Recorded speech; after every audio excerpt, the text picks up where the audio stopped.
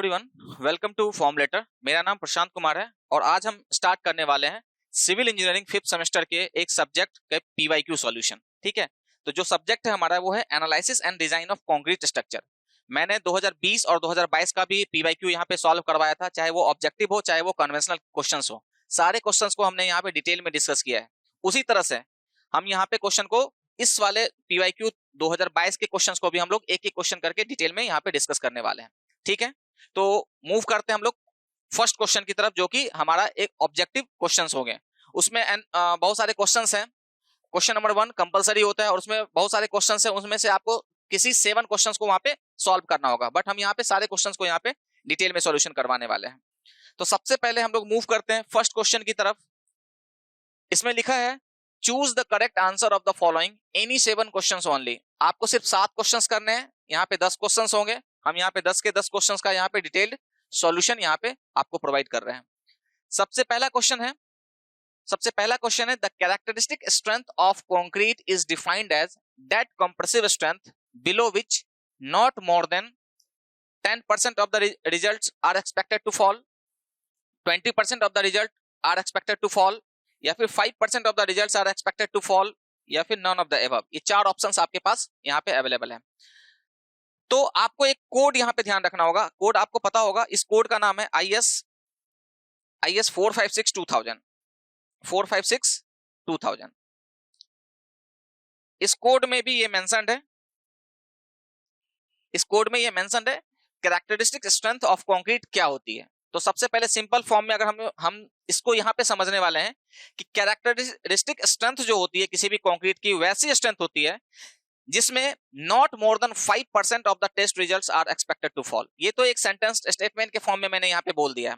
That is characteristic strength is that strength below which not more than 5% of the test results are expected to fall. तो इसके हिसाब से जो हमारा option है, option number 3 is our correct answer. ठीक है, तो इसके पीछे का बैकग्राउंड थोड़ा सा समझ लेते। सबसे पहले हम लोग बात करेंगे यहाँ पे क्या बात कर रहे हैं, सैंपल की बात कर रहे हैं। तो हमारे पास यहाँ पे एक सैंपल की अगर हम बात करते हैं तो एक सैंपल में 3 स्पेसिमेन होता है। ठीक है, एक सैंपल में हमारे पास 3 स्पेसिमेन होता है। तो यहाँ पे हम 3 स्पेसिमेन बना रहे हैं। ध्यान से समझिएगा इस टॉपिक को। यहाँ पे हमने 3 सैंपल बना लिया। इस सैंपल का जो साइज है, इस सैंपल का साइज है हमारे पास कितना, इस सैंपल का साइज है 150 mm। 150 mm 15 सेंटीमीटर का ये सैंपल साइज है। ये क्यूब है हमारे पास। ये बेसिकली क्या है, क्यूब है। ठीक है, तो ये आपके पास 3 क्यूब है। इन तीनों क्यूब का स्ट्रेंथ हम लोग डिटरमाइन करते हैं यूटीएम मशीन में। यूटीएम मशीन में हम लोग क्या करते हैं, कंप्रेसिव स्ट्रेंथ यहाँ पे डिटरमाइन करते हैं और रेट ऑफ लोडिंग जो अप्लाई करते हैं वो अप्लाई करते हैं 14 न्यूटन पर mm² पर मिनट। ये लोडिंग अप्लाई करते हैं। और जहां पे हमारा ये सैंपल फेल करता है, जहां पे हमारे पास ये स्पेसिमेन फेल करता है, उस लोड को हम लोग फाइंड आउट करते हैं और उस लोड पे क्या करते हैं, इसके क्रॉस सेक्शनल एरिया से डिवाइड करके इसका स्ट्रेंथ निकाल लेते हैं कि इसकी कंप्रेसिव स्ट्रेंथ कितनी है। सिंपल, यहां तक समझ में आएगा। जो हमारे पास ये है क्यूब है, उसको हम लोग बोलते हैं स्पेसिमेन। ये जो एक क्यूब है उसको क्या बोलते हैं हम लोग, स्पेसिमेन बोलते हैं, स्पेसिमेन। ठीक है, लेकिन 3 क्यूब को हम लोग क्या बोलते हैं, इसको हम लोग बोलते हैं सैंपल। क्या है हमारे पास, ये सैंपल है। मतलब एक सैंपल में कितने स्पेसिमेन है, 3 स्पेसिमेन है। क्लियर है यहां तक। एक सैंपल में हमारे पास 3 स्पेसिमेन है। मान लेते हैं जो हमने टेस्टिंग करा यूटीएम मशीन में, इसकी स्ट्रेंथ निकल के आती है x न्यूटन पर mm²। सिमिलरली इसका जो स्ट्रेंथ निकल के आ रहा है वो है y न्यूटन पर mm², उसका z न्यूटन पर mm²। मतलब इसकी स्ट्रेंथ निकल के आ रही है, बेसिकली कंप्रेसिव स्ट्रेंथ निकल के आ रही है। ठीक है, अगर हम इसका एवरेज निकालेंगे, f एवरेज, ठीक है, तो इसको हम लोग किस तरह से डिनोट करेंगे, x + y + z अपॉन 3। ये हमारे पास क्या आ गया, एवरेज स्ट्रेंथ आ गई हमारे पास एक सैंपल की। इसी तरह से हम क्या करेंगे, 100 सैंपल बनाएंगे, मतलब 300 स्पेसिमेन बनाएंगे। ठीक है, हम एग्जांपल के थ्रू इस क्वेश्चन को समझ रहे हैं। 300 स्पेसिमेन बनाएंगे, मतलब 100 सैंपल बना रहे हैं। 100 सैंपल बना रहे हैं किस स्ट्रेंथ का, मान लेते हैं हम M20 का हम लोग 100 सैंपल बना रहे हैं। ठीक है, 20 M20 का हम लोग क्या कर रहे हैं, क्यूब कास्ट कर रहे हैं और उसके 100 सैंपल बना रहे हैं, मतलब 300 स्पेसिमेन बना रहे हैं, और हर एक 3 स्पेसिमेन का एवरेज लेके एक हमारे पास क्या आ जाएगा, एक एवरेज आ जाएगा, मतलब एक सैंपल का हमारे पास स्ट्रेंथ आ जाएगा। इसी तरह से हम लोग 100 सैंपल के स्ट्रेंथ निकालेंगे, तो उसमें से 5 ऐसे सैंपल के स्ट्रेंथ होनी चाहिए जो कि 20 मेगापास्कल से कम नहीं होनी चाहिए। अगर 5 से कम नहीं है, इसका मतलब क्या है, वो हमारा कैरेक्टरिस्टिक स्ट्रेंथ है। मतलब M20 की बात हम लोग जो कर रहे हैं, वो M स्टैंड्स फॉर मिक्स होता है, और 20 जो होता है वो कंप्रेसिव स्ट्रेंथ होता है। कंप्रेसिव स्ट्रेंथ होता है किसमें, कंप्रेसिव स्ट्रेंथ इन न्यूटन पर mm square after 28 days. 28 days के बाद जो कंप्रेसिव स्ट्रेंथ निकल के आती है वो यहाँ पे दिखा रहा है। इसका मतलब है कि 100 सैंपल में से 5 सैंपल से ज्यादा वो फेल ना करे, किसके, इस 28 डेज पे, इस स्ट्रेंथ पे, ठीक है। उसी को हम लोग बोलते हैं characteristic strength of the concrete, ठीक है। तो सिंपल सा समझ सकते हैं कि कैरेक्टरिस्टिक स्ट्रेंथ क्या है कंक्रीट की, it is that strength below which not more than 5% of the test results are expected to fall. 5% से ज्यादा रिजल्ट्स फेल ना करें, ठीक है, मतलब 20 से कम पे फेल ना करें, ठीक है। उसकी कम से कम आपके पास 20 न्यूटन पर mm स्क्वायर की स्ट्रेंथ अचीव हो जाए, ठीक है। उसी को हम लोग क्या बोलते हैं, कैरेक्टरिस्टिक स्ट्रेंथ ऑफ कंक्रीट। तो इसका जो ऑप्शन हो जाएगा 5% of the test results are expected to fall is the our correct answer. Clear है, यहां तक क्लियर है सबको। चलिए नेक्स्ट क्वेश्चन हम लोग यहाँ पे डिस्कस करते हैं। नेक्स्ट क्वेश्चन यहाँ पे डिस्कस करते हैं हम लोग। नेक्स्ट क्वेश्चन है, बाय कंट्रोलिंग, ए का ही बी पार्ट है, by controlling the span to depth ratio. यहाँ क्या दे रखा है, span to depth ratio of the beam, which of the following can be controlled. अब हम लोग स्पान टू डेप्थ रेशियो की बात कर रहे हैं, यहाँ पे स्पान अपॉन डेप्थ रेशियो की बात कर रहे हैं। स्पान टू डेप्थ रेशियो से हम लोग किन किन चीजों को कंट्रोल कर सकते हैं, ठीक है। अगर आपको आईएस कोड, हमारे पास यहाँ पे आईएस कोड रखा हुआ है, ठीक है, आईएस कोड है यहाँ पे, आप आईएस कोड के क्लाउज नंबर 23.2.1 में जाओगे। यहाँ पे क्लाउज नंबर 23.2.1 में हम यहाँ पे मेंशन कर रखा है कि आप जाना क्लाउज नंबर 23.2.1, क्लाउज नंबर 23.2.1 देख लेते हैं। हाँ ठीक है, आईएस 456 के क्लाउज नंबर 23.2.1 में यहाँ पे क्लियरली मेंशन्ड है by controlling span to depth ratio. Span to depth ratio को अगर आप कंट्रोल करोगे तो बीम के डिफ्लेक्शन को आप कंट्रोल कर सकते हो। That means by controlling the span to depth ratio of the beam, which of the following can be control. यहाँ पे क्या ऑप्शन क्या दे रखा है, shear stress in beam, flexural stress in beam, deflection of the beam and all of the above. अब यहाँ पे थोड़ा सा क्वेश्चन को ट्विस्ट कर दिया है, ट्विस्ट इस सेंस में कर दिया, अगर ऑप्शन 4 की जगह पे यहाँ पे मान लेते हैं कंप्रेशन ऑफ द बीम होता है, यहाँ पे मान लेते हैं कंप्रेशन ऑफ द बीम होता है, ठीक है, कंप्रेशन ऑफ द बीम होता है, कंप्रेशन ऑफ बीम, तो यहाँ पे हमारा most appropriate answer deflection of the beam हमारा करेक्ट आंसर होता। ध्यान से समझिएगा, अगर यहाँ पे ऑल ऑफ द अबव ना होता और यहाँ पे कंप्रेशन ऑफ बीम होता, ठीक है, तो यहाँ पे जो मेरा मोस्ट अप्रोप्रिएट आंसर होता वो होता deflection of beam. Span to depth ratio किसको कंट्रोल करेगा, बीम के डिफ्लेक्शन को कंट्रोल करेगा, ठीक है। बट यहाँ पे क्या कर दिया है, यहाँ पे थोड़ा सा क्वेश्चन को ट्विस्ट किया है ऑप्शन के फॉर्म में, तो इस यहाँ पे लिख रखा है all of the above. All of the above देने के बाद थोड़ा सा हमें सोचने पे मजबूर होना पड़ेगा कि इसमें क्या है, शियर स्ट्रेस क्या है, फ्लेक्सुरल स्ट्रेस क्या है, डिफ्लेक्शन क्या है, ऑल ऑफ द अबव क्या है। पहला तो क्लाउज 23.2.1 से ये तो क्लियर है कि स्पान टू डेप्थ रेशियो जो है वो डिफ्लेक्शन को कंट्रोल करता है, तो ये तो मेरा होगा ही होगा ऑप्शन, ठीक है। अब देखिएगा शियर स्ट्रेस और फ्लेक्सुरल स्ट्रेस की बात हम लोग करते हैं। जब आप स्लैब का डिजाइन करोगे तो L/D रेशियो स्टार्टिंग से ही L/D रेशियो लेके चलते हैं और वहां पे A टाइम्स ऑफ क्या करते हैं, K1 K2 K3 करते हैं, है ना, कुछ फैक्टर्स को मल्टीप्लाई करते हैं।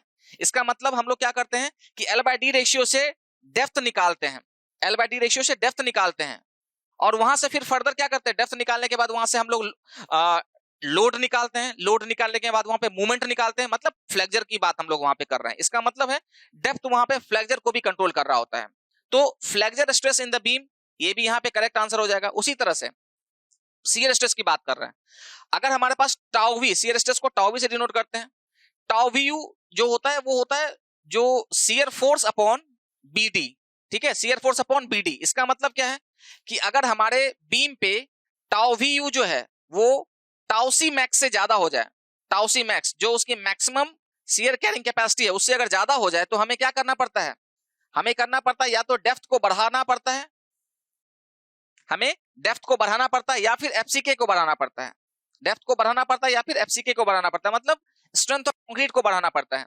इसका मतलब क्या है कि ये जो शियर स्ट्रेस है वो किस बात पे डिपेंड कर रहा है, इस डेप्थ पे भी डिपेंड कर रहा है, ठीक है ना। तो अल्टीमेटली क्या आ रहा है, स्पान टू डेप्थ रेशियो, अगर स्पान फिक्स है, हमारे पास स्पान फिक्स है, तो वो किस बात पे डिपेंड करेगा, डेप्थ पे डिपेंड करेगा। मतलब इसका मतलब समझ में आ रहा है कि जब भी हम लोग चाहे लोड की कैलकुलेशन करें, है ना, चाहे हम मूवमेंट की कैलकुलेशन करें, वहां पे डेप्थ का फैक्टर आता ही आता है। उसी तरह से शियर के केस में भी यहाँ पे डेप्थ का एक टर्म आ जाता है। इसका मतलब है कि शियर स्ट्रेस को भी यहाँ पे कुछ हद तक ये इन्फ्लुएंस करेगा। इसका मतलब इस क्वेश्चन का जो मोस्ट अप्रोप्रिएट आंसर इस ऑप्शन के अकॉर्डिंग होना चाहिए वो है all of the above answer, ठीक है।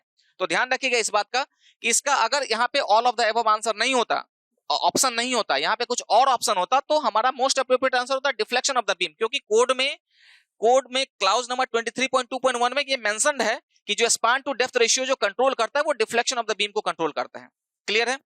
और यहाँ पे आपको कुछ ये भी हम बता देंगे कोड में क्या लिखा हुआ है, वो भी हम यहाँ पे मेंशन कर देते हैं, ठीक है। तो याद रखिएगा कि flexure stress of the beam को भी इफेक्ट कर सकता है, शियर स्ट्रेस को भी इफेक्ट कर सकता है, डिफ्लेक्शन को भी इफेक्ट करता है, मतलब इन सारे चीजों को वो कंट्रोल करेगा। क्लियर है, span to depth ratio.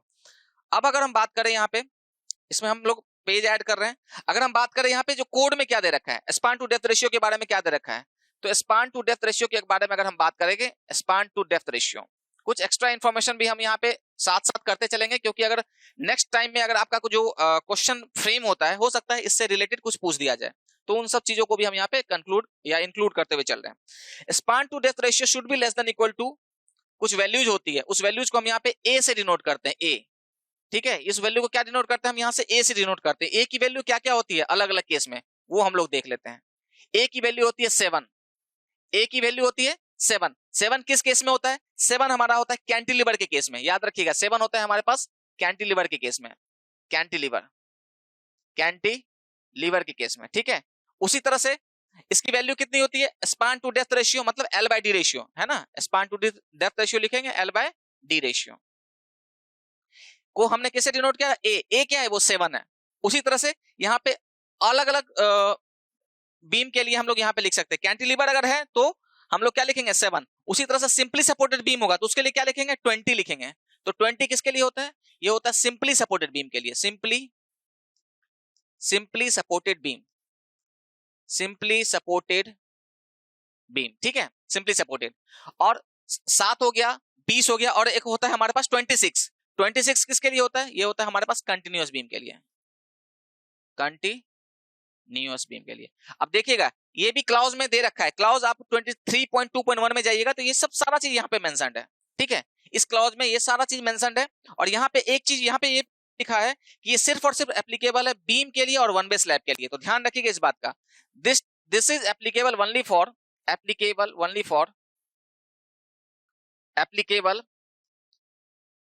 For beam and one way slab, ठीक है, बीम और वन वे स्लैब के लिए एप्लीकेबल है। और एक और कंडीशन इसके साथ इंक्लूड है, ये वैलिड तभी है जब स्पान की जो लेंथ होती है, valid only when span length L is less than 10 metre. अगर स्पान लेंथ 10 मीटर से छोटा है तभी हम इसको यूज कर सकते हैं। क्लियर है, दो यहाँ पे आपके पास कंडीशन आ गया कि ये एप्लीकेबल किसके लिए, बीम के लिए और वन वे स्लैब के लिए। दूसरा कंडीशन होती है कि ये जब स्पान टू डेप्थ रेशियो को हम लोग ये तभी लेते हैं जब इसकी वैल्यू, ये तभी हम लोग चूज करते हैं जब लेंथ की वैल्यू, मतलब स्पान की वैल्यू 10 मीटर से छोटी है। तो कोड में और प्रोविजन दे रखा है कि अगर स्पान की वैल्यू 10 मीटर से ज्यादा है तो क्या करेंगे, तो लिखेंगे यहाँ पे नोट करके, ये सारा कोड में मेंशन है ये सब सारा data. Note, if span length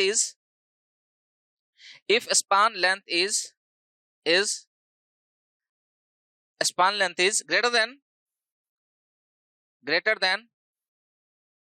10 metre, अगर स्पान लेंथ 10 मीटर से ज्यादा हो तो क्या करेंगे, है ना, अगर स्पान लेंथ 10 मीटर से ज्यादा हो तो क्या करेंगे, तो L/D रेशियो जो होता है वो चेंज हो जाता है थोड़ा सा। L/D ratio should be less than equal to A का मतलब ये वैल्यू ये है, अलग अलग केस के लिए अलग अलग वैल्यू, कैंटिलीवर के लिए 7, सिंपली सपोर्टेड के लिए 20, कंटिन्यूअस के लिए 26, a into 10 upon span length in metre, span in metre. यहां पे ध्यान रखिएगा ये मीटर में आपको यहाँ पे वैल्यू पुट करना पड़ेगा, ठीक है। तो ये आपको ध्यान रखना होगा, ये सारी बातें क्लियर है। तो ये एक्स्ट्रा इंफॉर्मेशन मैंने बता दिया। अगर इस क्वेश्चन से रिलेटेड, स्पान टू डेप्थ से रिलेटेड अगर कुछ भी क्वेश्चन आएगा तो यहां से बनने के चांसेस वहां पे रहेंगे, क्लियर है। तो फिर से देखिएगा इस क्वेश्चन को कि by controlling span to depth ratio of the beam which of the following can be controlled.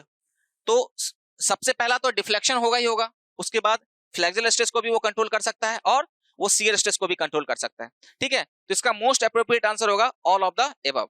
But अगर यहाँ पे ऑल ऑफ द एबव ना होता, अगर यहाँ पे ऑप्शन दूसरा कुछ होता, तो आप क्या मार्क करते हैं, deflection of the beam mark करते हैं। क्यों? क्योंकि क्लाउज नंबर 23.2.1 में हमारे पास यहाँ पे कोड खुला, उस कोड के थ्रू हम लोग बता रहे हैं कि क्लाउज नंबर 23.2.1 में ये मेंशन्ड है, क्लियर है यहाँ तक। चलिए अब नेक्स्ट क्वेश्चन की तरफ मूव करते हैं, ये हमने एक्स्ट्रा इन्फॉर्मेशन यहाँ पे बता दिया है। Further moving to the next question, ठीक है। क्वेश्चन नंबर 1 का सी पार्ट, थर्ड क्वेश्चन है ये हमारे पास, ठीक है। इसमें कह रहा है हम जो भी क्वेश्चन आएगा अगर उसमें कुछ क्लाउज जो कोडल प्रोविजंस होंगे उस कोडल प्रोविजंस के क्लाउज को भी यहाँ पे मेंशन कर देंगे, ताकि आप IS 456-2000 आप सबके पास होगा, उस कोड को खोलिएगा और जो क्लाउज हम यहाँ पे मेंशन कर रहे हैं उस क्लाउज पे जाके पूरा चीजें अच्छे समझ सकते हैं, ठीक है। तो सबसे पहला है the minimum area of tension steel for Fe415 in slab as per IS 456-2000, ठीक है। तो minimum area of steel, tension steel किसकी, HYSD बार है हमारे पास, है ना, HYSD बार है, उसमें 400 Fe415 है, किसके केस में, स्लैब के केस में IS 456 के अकॉर्डिंग क्या होना चाहिए। तो ध्यान रखिएगा यहाँ पे हमारे पास कोड खुला हुआ है। तो क्लाउज नंबर 26.5.2.1, क्लाउज नंबर 26.5.2.1 में जाइएगा, ठीक है। किसके कोड के, IS 456-2000 के कोड, कोडल प्रोविजन क्लाउज नंबर 26.5.2.1 में जाइएगा, क्लियर है, 26.5.2, ठीक है। तो minimum area of tension reinforcement mentioned है यहाँ पे, minimum area of tension reinforcement, minimum area of tension reinforcement कितना होना चाहिए।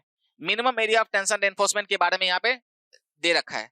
तो minimum area of tension reinforcement या फिर minimum area of steel tension reinforcement, ठीक है, मिनिमम एरिया ऑफ स्टील या फिर टेंशन रेनफोर्समेंट इन आइदर डायरेक्शन, आइदर डायरेक्शन का मतलब जैसे स्लैब की बात करते हैं, है ना, तो स्लैब के केस में क्या होता है, इन डायरेक्शन में भी स्लैब हम लोग क्या करते हैं, टेंशन सरिया को प्रोवाइड करते हैं और इस डायरेक्शन में भी सरिया को प्रोवाइड करते हैं, इसी को बोलते हैं हम लोग आइदर डायरेक्शन। दोनों डायरेक्शन में हम लोग क्या प्रोवाइड करते हैं, रेनफोर्समेंट प्रोवाइड करते हैं, ठीक है, मेन और डिस्ट्रीब्यूशन बार के फॉर्म में हम लोग यहाँ पे प्रोवाइड करते हैं।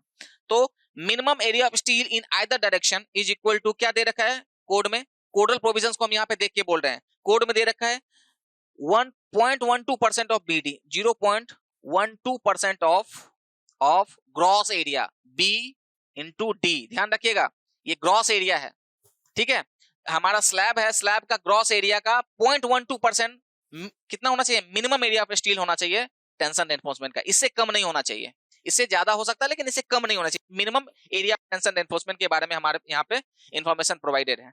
For BD for HYSD bar, for HYSD बार में कौन कौन सा आ जाता है, HYSD बार में Fe415 एंड Fe500, क्लियर है यहां तक। और 0.15% ऑफ BD किसके लिए, फॉर माइल्ड स्टील, ठीक है, माइल्ड स्टील मतलब Fe250, क्लियर है। तो ये कोड में ये मेंशन्ड है, ये कोड में मेंशन है, इसको आप लोग वहां से रेफर कर सकते हो। IS 456-2000 के क्लाउज नंबर 26.5.2.1 में ये सारा मिनिमम यहाँ पे रखा है, ठीक है। ध्यान रखिएगा ये पर मीटर लेंथ के लिए है, ये पूरा डेटा जो है वो पर मीटर लेंथ के लिए, ये for for per metre length of slab, पर मीटर लेंथ ऑफ स्लैब। ठीक है, ये भी डेटा आपको ध्यान रखना होगा, ये for per metre length of the slab.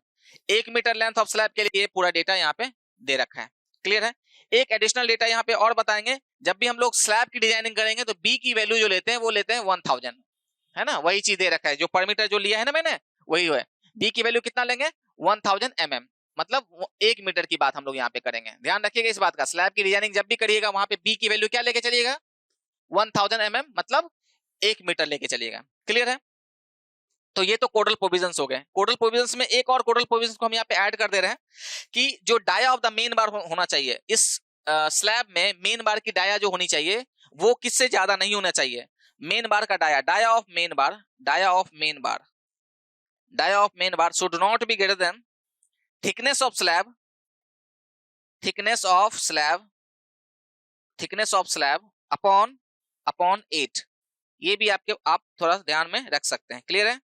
Dia of the main bar, जो मेन बार जो होती है उसका डाया जो होगा वो थिकनेस ऑफ स्लैब अपॉन 8 से ज्यादा नहीं होनी चाहिए। जो भी स्लैब की थिकनेस होगी, जो डेप्थ है ना, ओवरऑल डेप्थ, उसकी जो थिकनेस है उसके 1/8 भाग से ज्यादा नहीं होनी चाहिए। किसकी डाया, मेन बार की डाया जो आप लोग स्लैब में प्रोवाइड कर रहे हो। क्लियर है। तो ये एडिशनल डेटा भी हमने यहाँ पे आपको बता दिया। तो इस क्वेश्चन नंबर सी का जो आंसर होगा वो क्या होगा, क्वेश्चन नंबर सी का आंसर FE 415 के लिए पूछ रहा है, स्लैब में पूछ रहा है और minimum area of tension enforcement पूछ रहा है। तो क्या हो जाएगा इस क्वेश्चन का आंसर, इस क्वेश्चन का आंसर होगा option number 2 is our correct answer. ठीक है, 0.12% ऑफ ग्रॉस एरिया। अगर यहीं पे FE 250 होता तो आपको इस ऑप्शन को सेलेक्ट करना होता, 0.15% ऑफ ग्रॉस एरिया। क्लियर है। चलिए नेक्स्ट क्वेश्चन की तरफ मूव कर रहे हैं। Question number C, question number D है हमारे पास। क्वेश्चन नंबर डी है हमारे पास, ध्यान से समझिएगा। Question number D, as per IS 456-2000 the ultimate compressive strain in concrete in bending is assumed as। अब यहां पे भी हम आपको कोडल प्रोविजंस बताएंगे। ठीक है, आपको यहां पे भी कोडल प्रोविजंस बताएंगे। आप सिंपली IS 456-2000 के क्लॉज 38 में चले जाइएगा। ठीक है, क्लाउज 38 में चले जाइएगा, क्लाउज नंबर 38। वहां पे जो एजम्पशंस हैं उसी एजम्पशन से एक पॉइंट यहाँ पे लिया गया है यहाँ पे। ठीक है, ये जो क्वेश्चंस बना है उसी एजम्पशंस के बेसिस पे इस क्वेश्चन को फ्रेम किया गया है। That means as per IS 456-2000 the ultimate compressive strain in concrete in bending is assumed as. ध्यान रखिएगा, इस बेंडिंग वर्ड को आपको ध्यान में रखना होगा। ठीक है ना, इस बेंडिंग वर्ड को आपको ध्यान में रखना होगा। तो आपको क्या ध्यान में रखना होगा कि बेंडिंग में जो अल्टीमेट कंप्रेसिव स्ट्रेन कंक्रीट में आएगी वो कितनी आएगी। तो वहां पे मेंशन्ड है क्लाउज नंबर 38 में जो आपके पास maximum strain in concrete at the outermost compression fibre जो होता है वो होता है 0.0035। तो जो हमारा ऑप्शन है, option B is our correct answer. ठीक है, तो आप क्लाउज नंबर 38 में जाइएगा, वो है limit state of collapse in flexor. वहां पे जो एजम्पशंस है उस एजम्पशंस में ये पॉइंट यहाँ पे मेंशन्ड है। क्लियर है। जो मैक्सिमम अल्टीमेट स्ट्रेन या फिर बोल सकते हैं ultimate strain in concrete, that means maximum strain in concrete, हमारे पास यहाँ पे कोड खुला हुआ है तो उस कोड को हम रेफर कर रहे हैं। The maximum strain in concrete at the outermost compressor fibre is taken as कितना 0.0035। क्लियर है यहाँ तक। चलिए अब थोड़ा सा हम समझ लेते हैं, ग्राफ के फॉर्म में इसको समझ लेते हैं। जैसे हम लोग स्ट्रेस स्ट्रेन कर्व ड्रॉ करते हैं, जैसे हम लोग स्ट्रेस स्ट्रेन कर्व यहाँ पे ड्रॉ कर रहे हैं कंक्रीट की। ठीक है, स्ट्रेस स्ट्रेन कर्व हम लोग यहाँ पे ड्रॉ कर रहे हैं, ये स्ट्रेन है और ये स्ट्रेस है। ठीक है, y एक्सिस पे मैंने स्ट्रेस को लिया है, x एक्सिस पे मैंने स्ट्रेन को लिया है। जब हम इसके कर्व को ड्रॉ करते हैं तो कुछ इस तरह से कर्व आता है, ये जो ग्राफ आता है कुछ इस तरह से आता है। ये कंक्रीट का ग्राफ है। ठीक है, तो इसको हम लोग बोलते हैं FCK। ये है हमारे पास FCK। ये क्या है, ये हमारे पास कंप्रेसिव स्ट्रेंथ है FCK। ठीक है, तो ये आपको दिख रहा होगा यहाँ पे इस तरह से। तो यहाँ जहां तक नॉन लीनियर पोर्शन है वो पॉइंट है यहाँ हमारे पास, ये वाला पॉइंट। उसके बाद से ये पॉइंट क्या हो गया, ये स्टेट हो गया, कुछ इस तरह से। ठीक है, ये कुछ इस तरह से FCK है।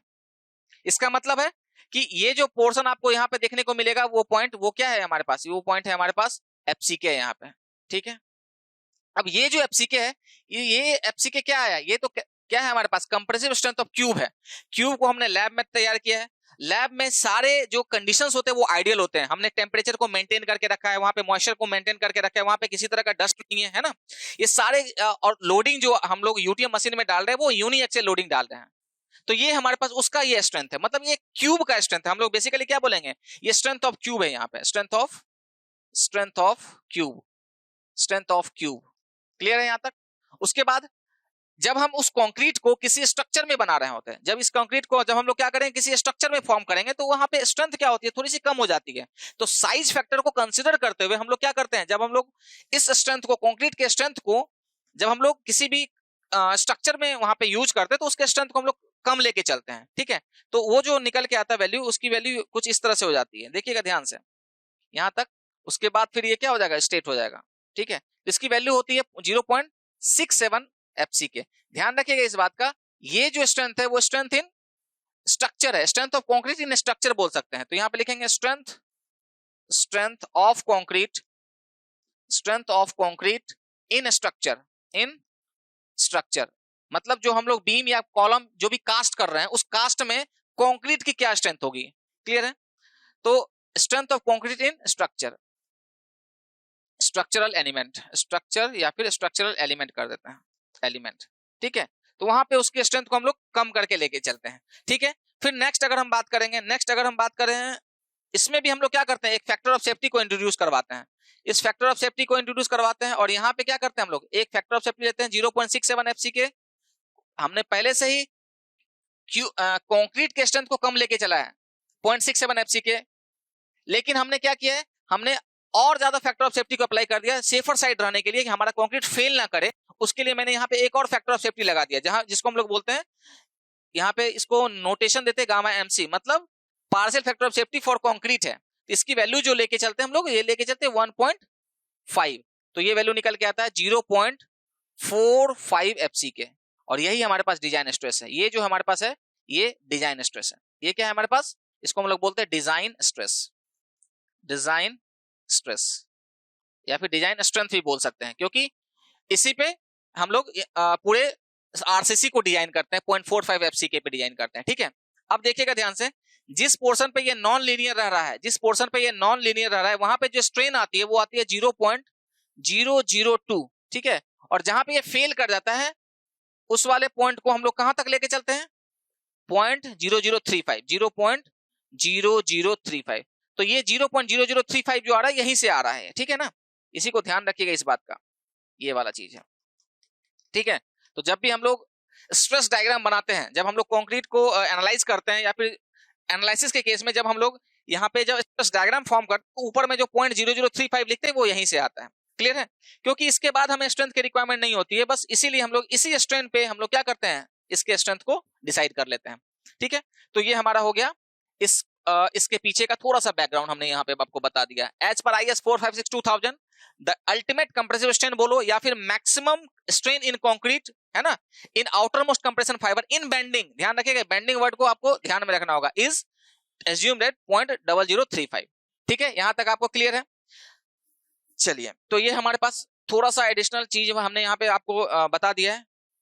ठीक है, चलिए अब हम लोग मूव करते हैं नेक्स्ट क्वेश्चन की ओर। नेक्स्ट क्वेश्चन है the material factor of safety, question number E है, the material factor of safety for concrete and steel in the limit state method of design are respectively. पहले तो option ही mark कर लेते हैं, option क्या होगा इसका आप सबको पता होगा। अगर हम कंक्रीट की बात करें, जो फैक्टर ऑफ सेफ्टी लेके चलते हैं वो कितना लेके चलते हैं, फैक्टर ऑफ सेफ्टी लेके चलते हैं 1.5।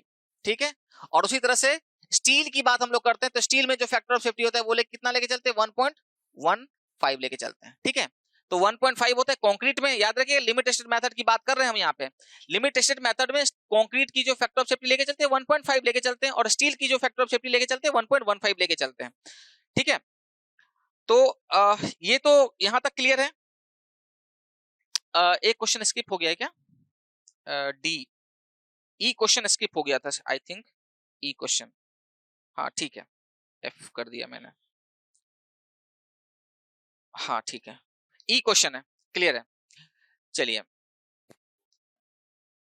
एक थोड़ा सा क्वेश्चन में थोड़ा सा और हम ये भी बता सकते थे यहाँ पे कि जैसे ये पूछ रहा है कि maximum compressive strain in concrete, है ना, ये पूछ रखा है maximum compressive strain in concrete, ये कंक्रीट के बारे में पूछ रहा है। एक थोड़ा सा इसको हम लोग एडिशनल डेटा हम यहाँ पे बता देते हैं कि इसी क्लाउज में क्लाउज नंबर 38 में जाइएगा, वहां पे जो क्लाउज का एफ वाला पोर्शन है, एफ वाला जो पॉइंट है, उस पॉइंट को वहां पे मेंशन कर देखिएगा। वहां पे लिखा हुआ है कि मैक्सिमम स्ट्रेन यहां तो कंक्रीट की बात कर रहे हैं, लेकिन कभी कभी रेनफोर्समेंट, टेंशन रेनफोर्समेंट में भी मैक्सिमम स्ट्रेन कितनी होनी चाहिए वो भी वहां पे मेंशन है, तो उसको भी ध्यान रखिएगा आप।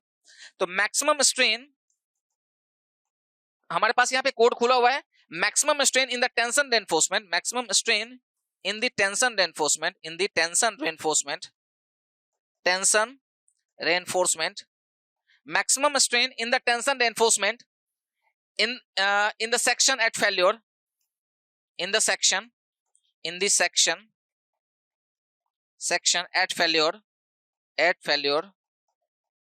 failure should not be less than value दे रखा है यहाँ पे 0.002 प्लस 0.87 FY अपॉन ES, ठीक है। तो वैल्यू एक्चुअली दे रखा है 0.002 plus FY upon 1.15 times of ES। जब 1 अपॉन 1.15 टाइम्स को आप कैलकुलेट करोगे तो निकल के आता है 0.87 FY अपॉन ES। तो ये अल्टीमेटली आपको ये भी ध्यान रखना होगा, ध्यान रखिएगा इस बात का कि मैक्सिमम स्ट्रेन इससे कम नहीं होनी चाहिए, अदरवाइज वो जो स्टील है वो इल्ड नहीं करेगा, ठीक है ना। इल्डिंग के लिए कम से कम इतना होना ही होना चाहिए, क्लियर है, इतनी स्ट्रेन आपको होनी चाहिए। तो ये एडिशनल डेटा था, आप इसको भी ध्यान रख सकते हैं। एक्चुअली जो क्वेश्चन क्लाउज नंबर 38 है ना, उसके सारे एजम्पशंस इंपॉर्टेंट है, तो सारे एजम्पशंस को आप एक बार पढ़ लीजिएगा, इसलिए मैंने यहाँ पे क्लाउज को भी मेंशन कर दिया। इन सारे क्लाउज को आप यहाँ पे देख सकते हैं, क्लियर है। चलिए अभी जो हमने क्वेश्चन डिस्कस कर रहे थे वो मटेरियल फैक्टर ऑफ सेफ्टी हम लोग यहाँ पे देख रहे थे, ठीक है। तो material factor of safety of concrete कितना लेते हैं 1.5 है, और स्टील में कितना लेते हैं 1.15 है, क्लियर है। इसमें भी आपको दे रखा है ये क्लाउज नंबर, इसमें भी इसका भी हम क्लाउज यहाँ पे मेंशन करवा देते हैं। क्लाउज नंबर 38.1 में एजम्पशंस में 38.1 में इसमें भी आपको यहाँ पे मेंशन्ड है। ये जो क्वेश्चन है ये एजम्पशंस में से ही क्वेश्चन को निकाला गया है कि कंक्रीट का कितना लेते हैं और स्टील का कितना लेते हैं। तो क्लाउज जब आप खोलिएगा IS 456-2000 के जो क्लाउज 38.1 है उसमें वहां पे मेंशन है कि जो अल्टीमेट जो फैक्टर ऑफ सेफ्टी लेते हैं कंक्रीट के लिए वो लेते हैं 1.5 और स्टील के लेते हैं 1.15, क्लियर है। चलिएगा तो यहाँ पे थोड़ा सा हम लोग ग्राफिकल फॉर्म में भी देख लेते हैं। जैसे हमारे पास ये कंक्रीट था, अभी जस्ट हमने देखा था यहाँ पे ये कंक्रीट का स्ट्रेस स्ट्रेन डायग्राम है, कुछ इस तरह से हमने बताया था अभी जस्ट। उसके बाद ये फिर स्टेट जाता है, इसका होता है FCK, फिर उसी तरह से सेम यहाँ पे होता है 0.6 FCK, 0.67 FCK। फिर नेक्स्ट क्या होता है, नेक्स्ट यहाँ पे कुछ इस तरह से बनता है, और यहाँ पे फिर से फैक्टर ऑफ सेफ्टी हम लोग लगाते हैं, तो 0.67 FCK अपॉन गामा MC। ये क्या है, partial factor of safety for concrete. ये हमारे पास क्या है, स्ट्रेस स्ट्रेन कर्व है, स्ट्रेन स्ट्रेस कर्व किसके केस में, ये कंक्रीट के केस में है ना, ये कंक्रीट के केस में स्ट्रेस स्ट्रेन कर्व है। अगर हम लोग स्टील की बात हम लोग करें, हम लोग यहाँ पे स्टील की बात कर रहे हैं, तो स्टील में क्या होता है, कुछ इस तरह से आपके पास स्ट्रेस स्ट्रेन कर्व बनेगा। स्ट्रेस स्ट्रेन कर्व स्टील की हम लोग जब बात करेंगे तो कुछ इस तरह से ये कर्व जाएगा, देखिएगा ध्यान से। ये हमारे पास ये FY है, ठीक है। फिर उसके बाद ये है हमारे पास क्या है, FY निकल के आता है FY। फिर उसके बाद सेम फिर उसी तरह से यहां से जाता है। ये जो हमारे पास देख रखे हैं ये क्या है हमारे पास, ये स्ट्रेस स्ट्रेन कर्व है स्टील के लिए, फिर ऐसे इस तरह से जाएगा, ठीक है। और यहाँ पे आपके पास एक पॉइंट आएगा, उसको लिखेंगे FY अपॉन गामा MS, ठीक है, FY अपॉन गामा MS, ठीक है। जब इसी को आप कैलकुलेट करिएगा यहाँ पे तो ये आता है 0.87 FY, 0.87 FY। क्यों, क्योंकि गामा MS की जो वैल्यू लेके चलते हैं वो कितना लेके चलते हैं 1.15, और यहाँ पे गामा MC की जो वैल्यू लेके चलते हैं वो कितना लेके चलते हैं 1.5, ठीक है। तो आप हम यहाँ पे भी ये क्या है हमारे पास, ये स्ट्रेस स्ट्रेन कर्व है, ये स्ट्रेन है और ये स्ट्रेस है। ये किसके लिए है, ये कंक्रीट के लिए है, और ये हमारे पास ये कंक्रीट के लिए है, कंक्रीट, और ये हमारे पास स्टील के लिए है, क्लियर है? ये कंक्रीट के लिए है और ये हमारे पास स्टील के लिए है, ठीक है। तो गामा एमसी क्या है, इस पेज को ऐड करते हैं यहाँ पे। गामा एमसी क्या हो गया, gamma MC is partial factor of safety, partial factor of safety for concrete, और इसकी वैल्यू कितनी होती है, इसकी वैल्यू होती है 1.5, ठीक है, इसकी वैल्यू होती है 1.5। तो हम लोग लिख सकते हैं यहाँ पे design stress in concrete, design stress in concrete, design stress in concrete क्या हो जाएगा, जब हम लोग कंक्रीट की बात करेंगे तो क्या लिखेंगे, अल्टीमेट स्ट्रेंथ या फिर 0.67 एफसी के upon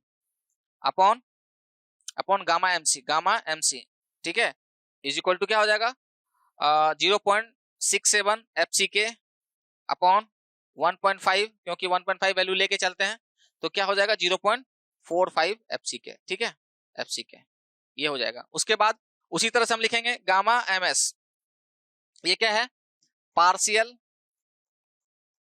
factor of safety for steel, ये कितना लेके चलते हैं 1.15, ठीक है। तो लिखेंगे design permissible stress in steel, permissible stress in steel है ना, परमिसिबल स्ट्रेस बोलो या डिजाइन स्ट्रेस बोलो, परमिसिबल स्ट्रेस या फिर डिजाइन स्ट्रेस, वो कितना होता है, वो होता है Fy upon gamma M S, Fy upon 1.15 निकल के आता है कितना, ये निकल के आता है 0.87 Fy, ठीक है, ये ध्यान रखिएगा इस बात का। कुछ बेसिक्स हम थोड़ा सा डिटेल में बता दे रहे हैं, इसको आप थोड़ा सा अच्छे से दिमाग में रखिएगा, ये आगे भी फर्दर आपको काम देने वाला है, ठीक है। तो ये हो गया। अब एक चीज आप गौर कर रहे होंगे कि जो गामा एम सी जो है वो ज्यादा है गामा एम एस से, ये भी आप ध्यान में रख रहे होंगे, इसको भी आपको समझ में आ रहा होगा कि जो partial factor of safety concrete की है वो ज्यादा ले रहे हैं किसके रिस्पेक्ट में, स्टील के रिस्पेक्ट में। ऐसा क्यों करते हैं, देखिएगा ध्यान से, जो स्ट्रेंथ ऑफ कंक्रीट जो होती है ना वो वर्कमैनशिप पे डिपेंड करती है, आप किस तरह से उस कंक्रीट को बना रहे होते हैं, है ना। वो जैसे मान लेते हैं टेम्परेचर पे डिपेंड करता है, वो ह्यूमिडिटी पे डिपेंड करता है, लैब कंडीशन पे डिपेंड करता है, ये सब सारे चीजों पे डिपेंड करता है यहाँ पे, ठीक है। लेकिन उसकी क्वालिटी को हम लोग एश्योर्ड नहीं कर सकते हैं कि 100% अगर हमने M20 ग्रेड ऑफ कंक्रीट बनाया तो वो 100% वो M20 ही स्ट्रेंथ दे दें, क्यों, क्योंकि कुछ ना कुछ थोड़ी बहुत वेरिएशंस आपको देखने को मिल जाएगी, ठीक है, किसके केस में, कंक्रीट के केस में। लेकिन स्टील को फैक्ट्रीज में बनाया जाता है, उसके क्वालिटी एक ध्यान दिया जाता है, उसके क्वालिटी कंट्रोल जो होता है उसमें चेंजेस होने की जो संभावना होती है, जो प्रोबेबिलिटी होती है वो बहुत कम होती है, ठीक है ना। इसीलिए वहां पे जो फैक्टर ऑफ सेफ्टी लेके चलते हैं वो कम लेके चलते हैं इन रिस्पेक्ट ऑफ कंक्रीट की, याद रहेगा। इसका मतलब है कि quality control of steel is superior than concrete, इसीलिए हम लोग क्या करते हैं, स्टील की जो पार्शियल फैक्टर ऑफ सेफ्टी कम लेके चलते हैं इन रिस्पेक्ट ऑफ कंक्रीट। तो थोड़ा सा एडिशनल इंफॉर्मेशन यहाँ पे भी हमने इसको आपको बता दिया है। अब मूव करते हैं नेक्स्ट क्वेश्चन की तरफ, ठीक है। ये नेक्स्ट क्वेश्चन है हमारे पास, क्वेश्चन नंबर एफ है, A reinforced concrete structure has to be constructed along a sea coast। ध्यान रखिएगा क्या लिख रखा है, सी कोस्ट। सी कोस्ट में आप क्या बना रहे हैं, इस पे भी आपको ध्यान रखना होगा कि किस तरह का कंक्रीट बना रहे हैं। तो आरसीसी स्ट्रक्चर बना रहे हैं, रेनफोर्स्ड कंक्रीट स्ट्रक्चर, मतलब आरसीसी बना रहे हैं कहां पे, सी कोस्ट पे, ठीक है ना। तो पूछ रहा है the minimum grade of concrete to be used as per IS 456/2000। ध्यान रखिएगा इस बात का। अब हम यहाँ पे भी हम कोडल प्रोविजन के कुछ क्लाउज बता रहे हैं, जो कोडल प्रोविजन के जो क्लाउज हैं उसको आप लोग यहाँ पे ध्यान रखिएगा।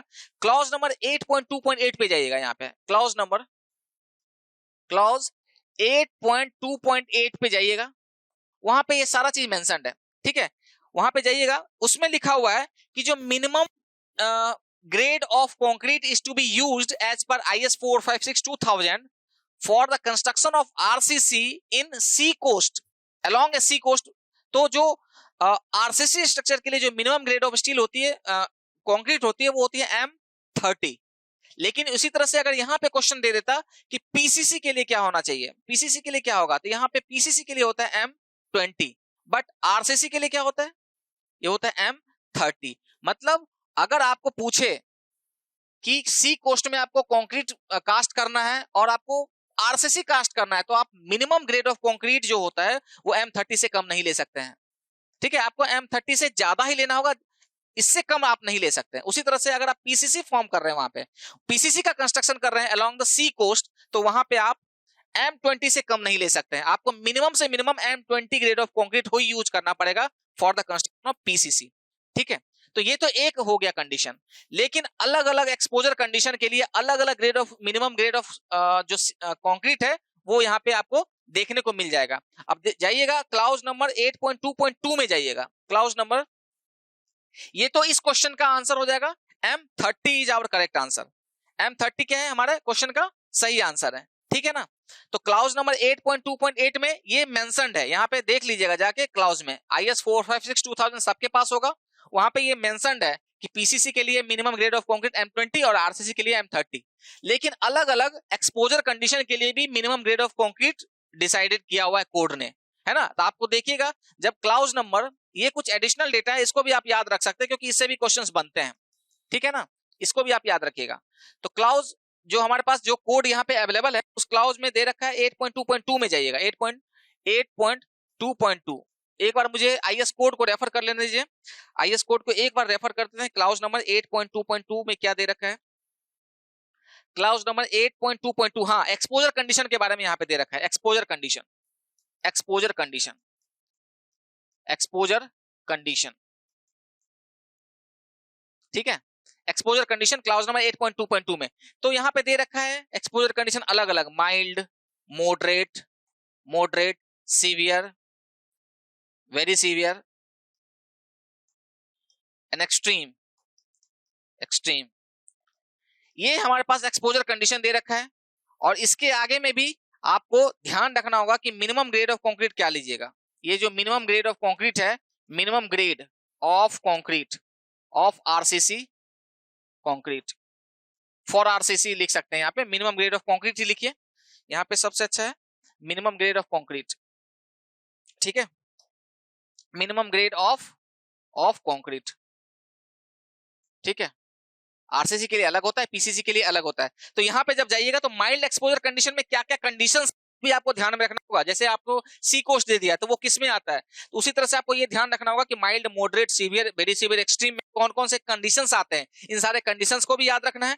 और टेबल नंबर 3 और टेबल नंबर 5 को आपको रेफर करना है, तो ध्यान रखिएगा कौन कौन सा table, table number 3, table number 3, हम ये सब जितना भी बता रहे हैं, हालांकि हमने क्वेश्चंस का सॉल्यूशन बता दिया, ये इस क्वेश्चन का सॉल्यूशन ये है, लेकिन आपको एक्स्ट्रा इंफॉर्मेशन के लिए आपको ये बता रहे हैं कि अगर क्वेश्चन बनेगा तो यहीं से बनेगा, इस तरह के क्वेश्चंस आए तो, ठीक है। तो टेबल नंबर 3 और टेबल नंबर 5 में जाके आप इस चीज को फॉलो कर सकते हैं, ठीक है ना, table number 3 and table number 5, IS code में जाइएगा, टेबल नंबर 3 और टेबल नंबर 5 में यहाँ पे एक्सपोजर कंडीशन दे रखा है, और यहाँ पे मिनिमम ग्रेड ऑफ कंक्रीट भी मेंशन है। यहाँ पे आरसीसी के लिए जो होता है वो होता है M20, M25, M30, M35,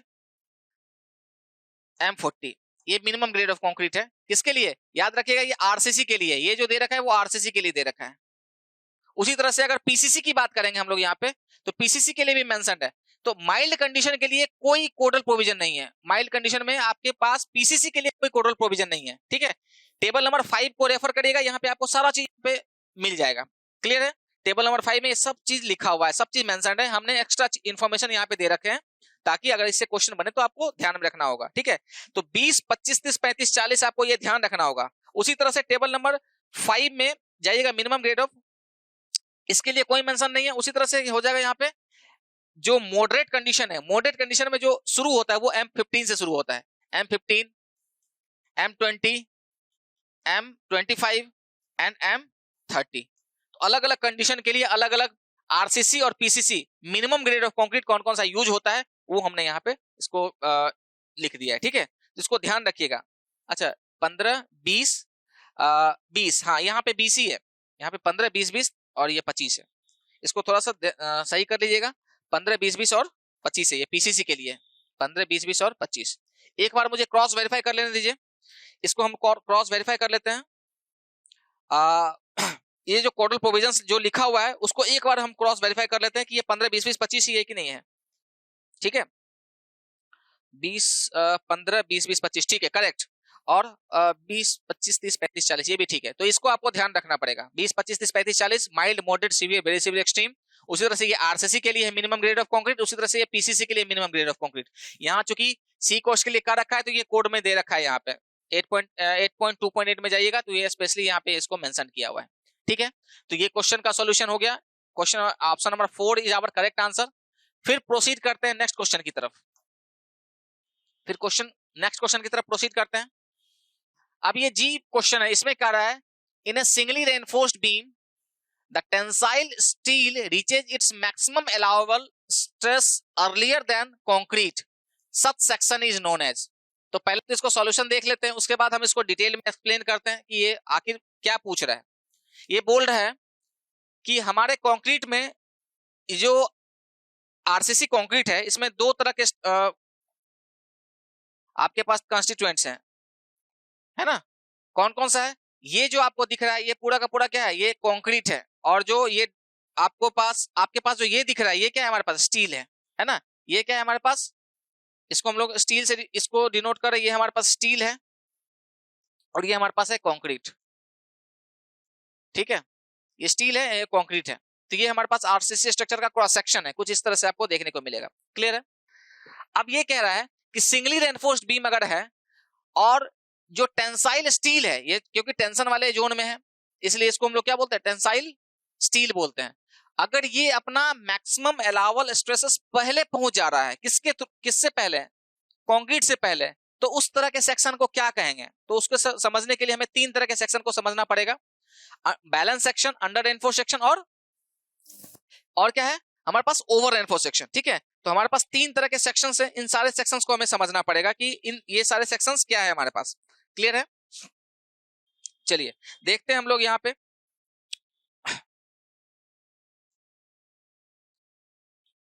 चलिए अब इसको समझने के लिए हमें क्या करना पड़ेगा, हमें 3 तरह के सेक्शंस को समझना पड़ेगा। ठीक है, तो इस चीज को हम लोग पहले समझ लेते हैं। इसको पेज ऐड कर रहे हैं हम लोग। पहले तो इसका आंसर देख लेते हैं कि in a single reinforced beam the tensile steel reaches its maximum allowable stress earlier than concrete. तो टेंसाइल स्टील जो है वो पहले अपने मैक्सिमम अलाउबल स्ट्रेस में पहुंच जाता है। तो इसका जो आंसर क्या होगा, इसका आंसर होगा अंडर रेनफोर्स सेक्शन। अब वो कैसे है उसको जब हम लोग एक्सप्लेन करेंगे तब हम समझा सकते हैं कि वो क्यों अंडर रेनफोर्स सेक्शन है, क्योंकि उसमें टेंसाइल स्टील जो है वो पहले अपने परमिसिबल स्ट्रेस पे पहुंच जा रहा है। किसके रिस्पेक्ट में, कंक्रीट के रिस्पेक्ट में। ठीक है, तो यहाँ पे पेज ऐड कर रहे हैं और इसको समझने के लिए हम लोग यहाँ पे थोड़ा सा एक्सप्लेन कर देते हैं, तब आपको अच्छे से समझ में आएगा। ठीक है, देखिएगा ध्यान से। अब ये जो क्वेश्चन इस क्वेश्चन को जो हम लोग डिटेल में समझ रहे हैं वो याद रखिएगा कि क्वेश्चन नंबर 2 का जो बी पार्ट है उसका ये सॉल्यूशन है। तो क्वेश्चन नंबर 2 का बी पार्ट का सॉल्यूशन भी हम लोग यहाँ पे साथ साथ करते चलेंगे। हालांकि क्वेश्चन नंबर 2 का बी पार्ट जब आएगा तो हम यहाँ पे बता देंगे कि जो हमारे पास ऑब्जेक्टिव का क्वेश्चन नंबर ए का जी है उसी का ये सॉल्यूशन है। हम यहाँ पे इसको जो डिटेल एक्सप्लेनेशन प्रोवाइड कर रहे हैं वो बेसिकली क्वेश्चन नंबर 2 का बी पार्ट है। ठीक है, तो उसको समझा देते हैं यहीं पे और इससे इस क्वेश्चन को भी समझने में आसानी होगी और वहां पे भी आप कन्वेंशनल तरीके से उस क्वेश्चन को भी लिख सकिएगा। ठीक है, नेक्स्ट पेज हमने ऐड किया। अब हम यहां पे समझते हैं कि based on the area of reinforcement या फिर area of amount of steel provided in the section, लिखेंगे यहां पे based on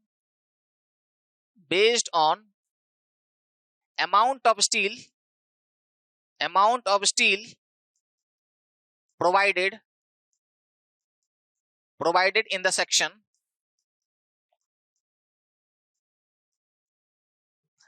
based on amount of steel provided in the section, the concrete section या फिर RCC section, the 3 types of sections are defined. Then RCC sections are defined in 3 types. Then RCC sections are defined in 3 types. ठीक है, RCC section को 3 तरह से define किया, 3 types में define किया गया है, तो ध्यान से समझिएगा। तो सबसे पहला है हमारे पास टाइप्स में, टाइप्स को लिखते हैं यहाँ पे, एक एक करके समझेंगे। टाइप्स को लिखते हैं, ठीक है। तो सबसे पहला है हमारे पास, ये है हमारे पास बैलेंस्ड सेक्शन, बैलेंस्ड सेक्शन, ठीक है, ये हमारे पास है बैलेंस्ड सेक्शन। फिर हमारे पास यहां पे है under reinforced section, under reinforced section, ठीक है, अंडर रेनफोर्स्ड सेक्शन। फिर नेक्स्ट है हमारे पास ओवर रेनफोर्स्ड सेक्शन, OR से हम डिनोट कर रहे हैं, ओवर रेनफोर्स्ड सेक्शन, ठीक है, ओवर रेनफोर्स्ड सेक्शन। अब चूंकि अंडर रेनफोर्स्ड सेक्शन समझना है, ओवर रेनफोर्स्ड सेक्शन समझना है, तो आपके पास कंपेयर करने के लिए कोई बेस होना चाहिए, तो वो बेस हमारे पास है बैलेंस सेक्शन, ठीक है। तो बैलेंस सेक्शन से हम इस चीज को समझते हैं, तो ध्यान रखिएगा। तो बैलेंस सेक्शन का कहने का मतलब है, बैलेंस सेक्शन किसको बोलते हैं, तो बैलेंस सेक्शन किसे कहते हैं वो चीज देख लेते हैं।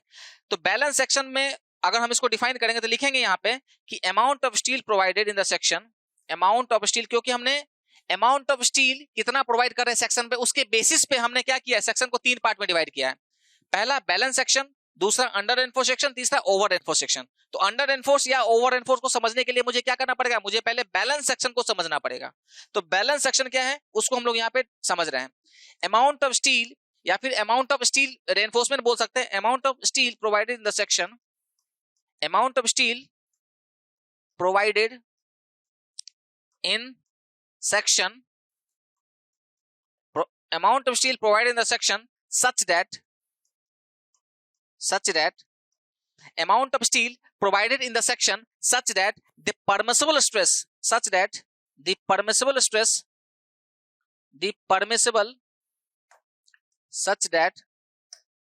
provided amount of steel provided in the section such that the permissible stress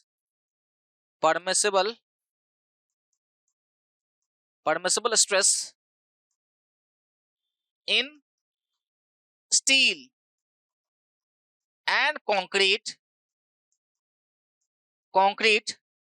reaches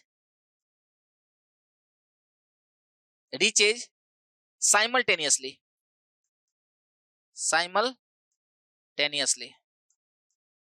देखिएगा ध्यान से, इसका मतलब है कि बैलेंस सेक्शन को हम लोग अगर डिफाइन करेंगे तो बैलेंस सेक्शन वो इस तरह का सेक्शन होता है कि वैसे सेक्शन जिसमें अमाउंट ऑफ स्टील कुछ इस तरह से प्रोवाइड करते हैं कि जो परमिसिबल स्ट्रेस होती है स्टील में और कंक्रीट में वो एक साथ पहुंचती है। आप लोडिंग अप्लाई करोगे, हमने अभी जस्ट बताया था ना, अभी हमने बताया था ये हमारे पास कंक्रीट का सेक्शन है ना, तो ये हमारे पास रेनफोर्समेंट है, ये नीचे हमने अगर हम इसको सिंपली सपोर्टेड बीम के फॉर्म में देखेंगे तो ये जो नीचे वाला जो सेक्शन है वो टेंशन जोन होगा, उस टेंशन को कैरी करने के लिए हमने क्या किया है, वहां पे रेनफोर्समेंट प्रोवाइड किया है, ठीक है ना, ये रेनफोर्समेंट प्रोवाइड किया। इसका मतलब रेनफोर्समेंट को कुछ इस तरह से प्रोवाइड करते हैं, उसके अमाउंट को कुछ इस तरह से जज करते हैं, उस इस तरह से हम लोग यहाँ पे प्रोवाइड कर रहे हैं सेक्शन में कि जिस समय कंक्रीट अपने परमिसिबल स्ट्रेस पे पहुंचेगा उसी समय स्टील भी अपने परमिसिबल स्ट्रेस पे पहुंच जाएगा। मतलब कि बैलेंस सेक्शन यहाँ पे मिट गया है, बैलेंस्ड सेक्शन, ठीक है, balanced section, amount of steel section such that, ठीक है। तो इसका मतलब क्या है, बैलेंस सेक्शन कुछ ऐसा सेक्शन है जिसमें कि अमाउंट ऑफ स्टील कुछ इस तरह से प्रोवाइड कर रहे हैं कि जब हमारा स्टील अपने परमिसिबल स्ट्रेस पे पहुंचेगा उसी समय हमारा कंक्रीट भी अपने परमिसिबल स्ट्रेस पे पहुंच जाएगा। क्लियर है? अब ये चीज अगर समझ में आ रहा है तो आपको ये दोनों समझने में आसानी हो जाएगी। अगर हम बात करें अंडर रेनफोर्स सेक्शन की, इसका मतलब क्या है कि अंडर रेनफोर्स सेक्शन नाम से भी क्लियर है, क्योंकि आपके इंजीनियरिंग में क्या होता है ना, बहुत सारी चीजें नाम से भी क्लियर हो जाती है। अंडर रेनफोर्स का मतलब होता है कि बैलेंस के रिस्पेक्ट में उसमें अमाउंट ऑफ स्टील हमने कम प्रोवाइड करा है, बैलेंस्ड सेक्शन के रिस्पेक्ट में उसमें हमने क्या किया है, अमाउंट ऑफ स्टील को हमने कम प्रोवाइड किया है। इसका मतलब यह है कि amount of steel provided in section जो हमने यहां पे प्रोवाइड किया है अंडर रेनफोर्स सेक्शन में, है ना, उसमें इस तरह से प्रोवाइड किया है कि अगर हमने अमाउंट ऑफ स्टील को कम प्रोवाइड किया है बैलेंस सेक्शन के रिस्पेक्ट में, इसका मतलब कि स्टील जो है वो अपने परमिसिबल स्ट्रेस पे पहले आ जाएगा और कंक्रीट अपने परमिसिबल स्ट्रेस पे पहुंच भी नहीं पाएगा, तो उसको हम लोग बोलते हैं अंडर रेनफोर्स सेक्शन। समझ में आया? क्लियर है? फिर से समझिएगा कि इसको लिखेंगे हम लोग amount of steel provided in the section such that the steel reaches it's permissible value first but the concrete is unstressed. Concrete में अभी स्ट्रेस नहीं आया है, मतलब वो अपने परमिसिबल लिमिट तक नहीं पहुंचा है। इसका मतलब है कि हमने स्टील जो है बैलेंस सेक्शन के रिस्पेक्ट में हमने स्टील को कम प्रोवाइड किया, इसलिए हमने इसको बोला अंडर रेनफोर्स सेक्शन। ठीक है, तो इसको पहले हम डिफाइन कर देते हैं। अंडर रेनफोर्स सेक्शन क्या है? Amount of steel provided in section, लिख देंगे यहाँ पे amount of steel provided amount of steel provided in section such that steel reaches its permissible value first but concrete is still unstressed। Concrete अभी stress नहीं हुआ है, concrete में किसी तरह का स्ट्रेस नहीं आया है, अगर आया भी है तो वो अपने परमिसिबल स्ट्रेस पे तक नहीं पहुंच पाया है। ठीक है, या फिर अंडर स्ट्रेस बोल सकते हैं, अन स्ट्रेस बोलो या फिर अंडर स्ट्रेस बोलो, स्टिल अंडर स्ट्रेस्ड। ठीक है ना, under stressed, still under stress. Clear है? उसी तरह से ओवर रेनफोर्स सेक्शन का मतलब होता है, ओवर रेनफोर्स मतलब आपने अमाउंट ऑफ स्टील को ज्यादा प्रोवाइड किया है। अगर आप अमाउंट ऑफ स्टील को ज्यादा प्रोवाइड कर दोगे, किसके रिस्पेक्ट में? बैलेंस सेक्शन के रिस्पेक्ट में।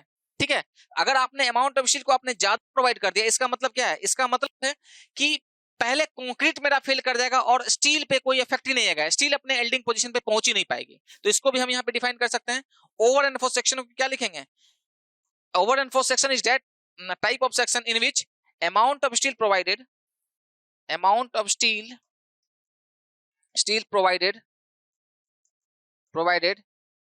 in such that in section such that the permissible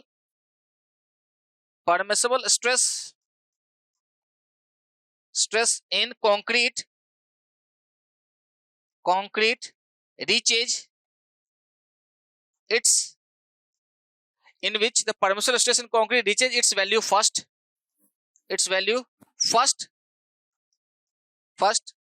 and steel is under stressed steel में अभी तक स्ट्रेस नहीं आया है, या फिर आया है वो परमिसिबल स्ट्रेस पे पहुंचा नहीं है। ठीक है ना, तो इसमें क्या है, कंक्रीट अपना परमिसिबल वैल्यू पहले अचीव कर लेता है और जो हमारा जो स्टील होता है वो अभी भी अंडर स्ट्रेस रहता है, उसमें किसी भी तरह का स्ट्रेस आ रहा है बट वो अपने परमिसिबल स्ट्रेस से बहुत नीचे है। ठीक है ना, तो ये आपको ध्यान में रखना होगा कि under reinforce section, over reinforce section क्या है। तो उसी तरह से इसको समझने के लिए इस क्वेश्चन जो हमारे पास था, इसमें क्या था, in a singly reinforced beam the tensile steel reaches its maximum allowable stress first.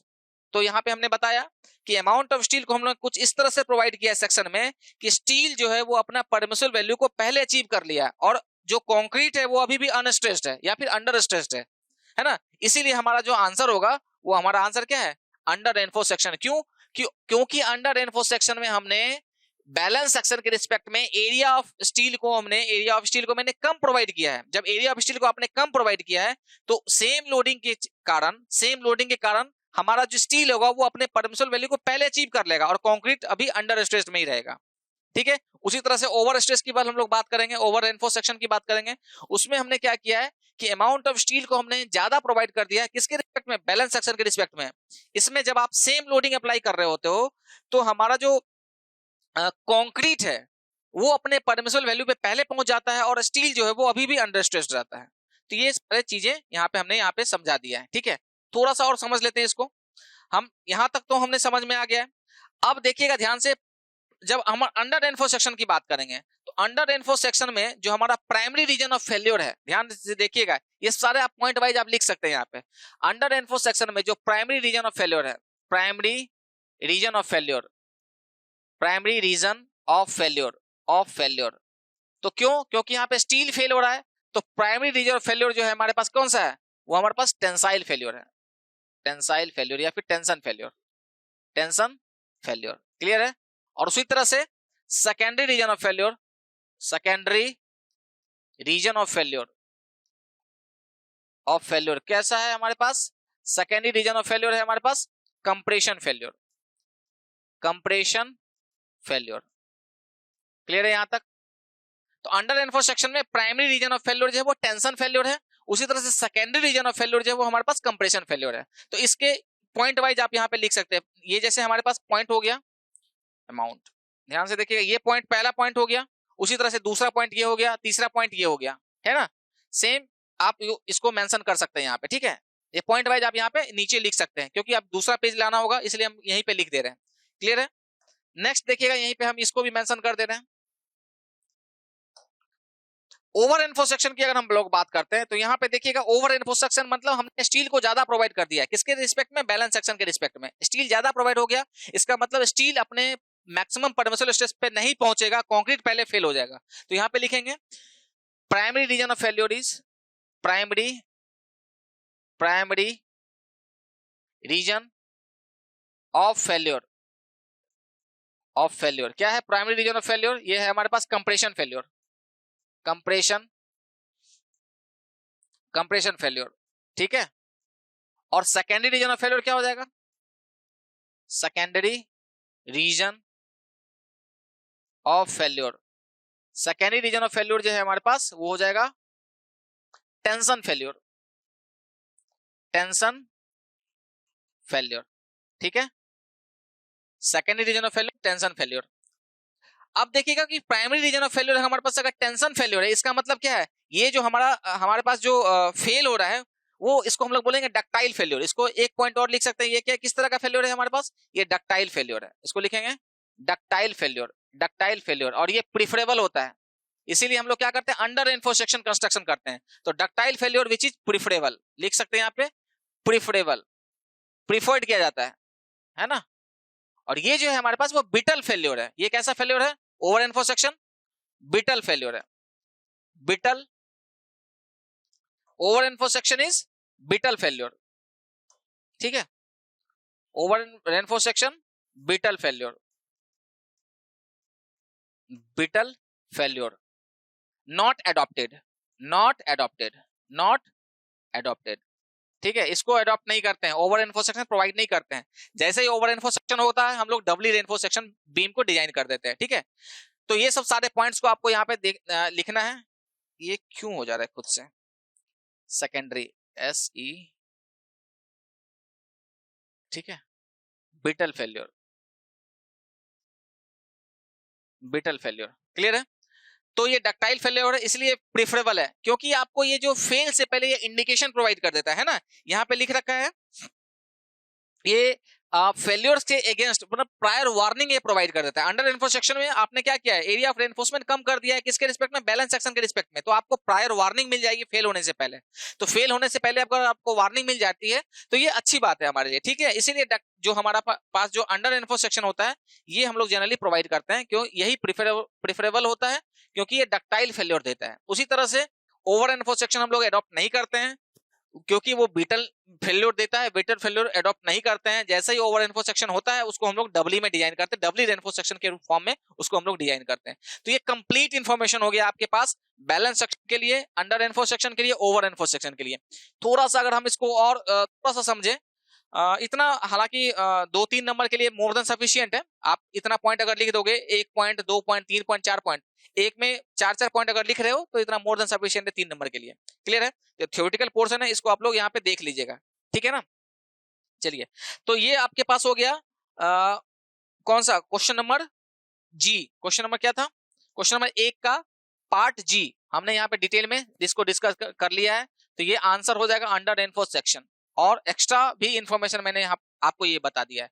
ये सारा इंफॉर्मेशन जो है वो हमारा जो कन्वेंशनल क्वेश्चन है, जो सब्जेक्टिव क्वेश्चन है, उसका क्वेश्चन नंबर बी का ये पूरा का पूरा आंसर है। तो आपको कुछ इस तरह से आपको पूरा लिखना पड़ेगा वहां पे। क्लियर है। तो बैलेंस सेक्शन से ही हमने क्या किया, इन सारी चीजों को रिलेट किया है, ठीक है ना।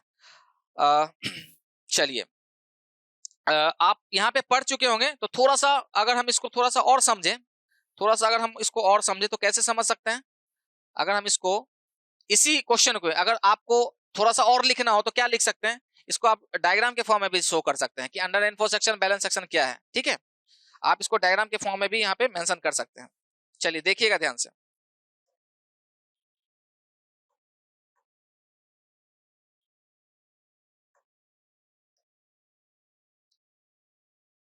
देखिएगा ध्यान से यहाँ पे, ये हमारे पास बीम है। ठीक है, ये हमारे पास बीम है और ये हमने क्या किया, बीम में रेनफोर्समेंट प्रोवाइड किया है। ठीक है,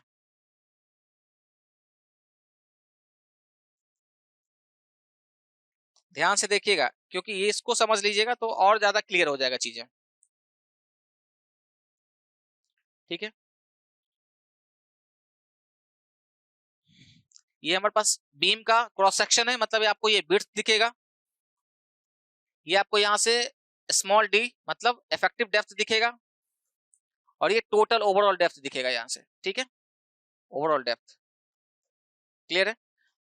अब ये हमारे पास इसका न्यूट्रल एक्सिस का डेप्थ है, डेप्थ ऑफ न्यूट्रल एक्सिस ये हमारे पास है x a, depth of neutral axis x ए।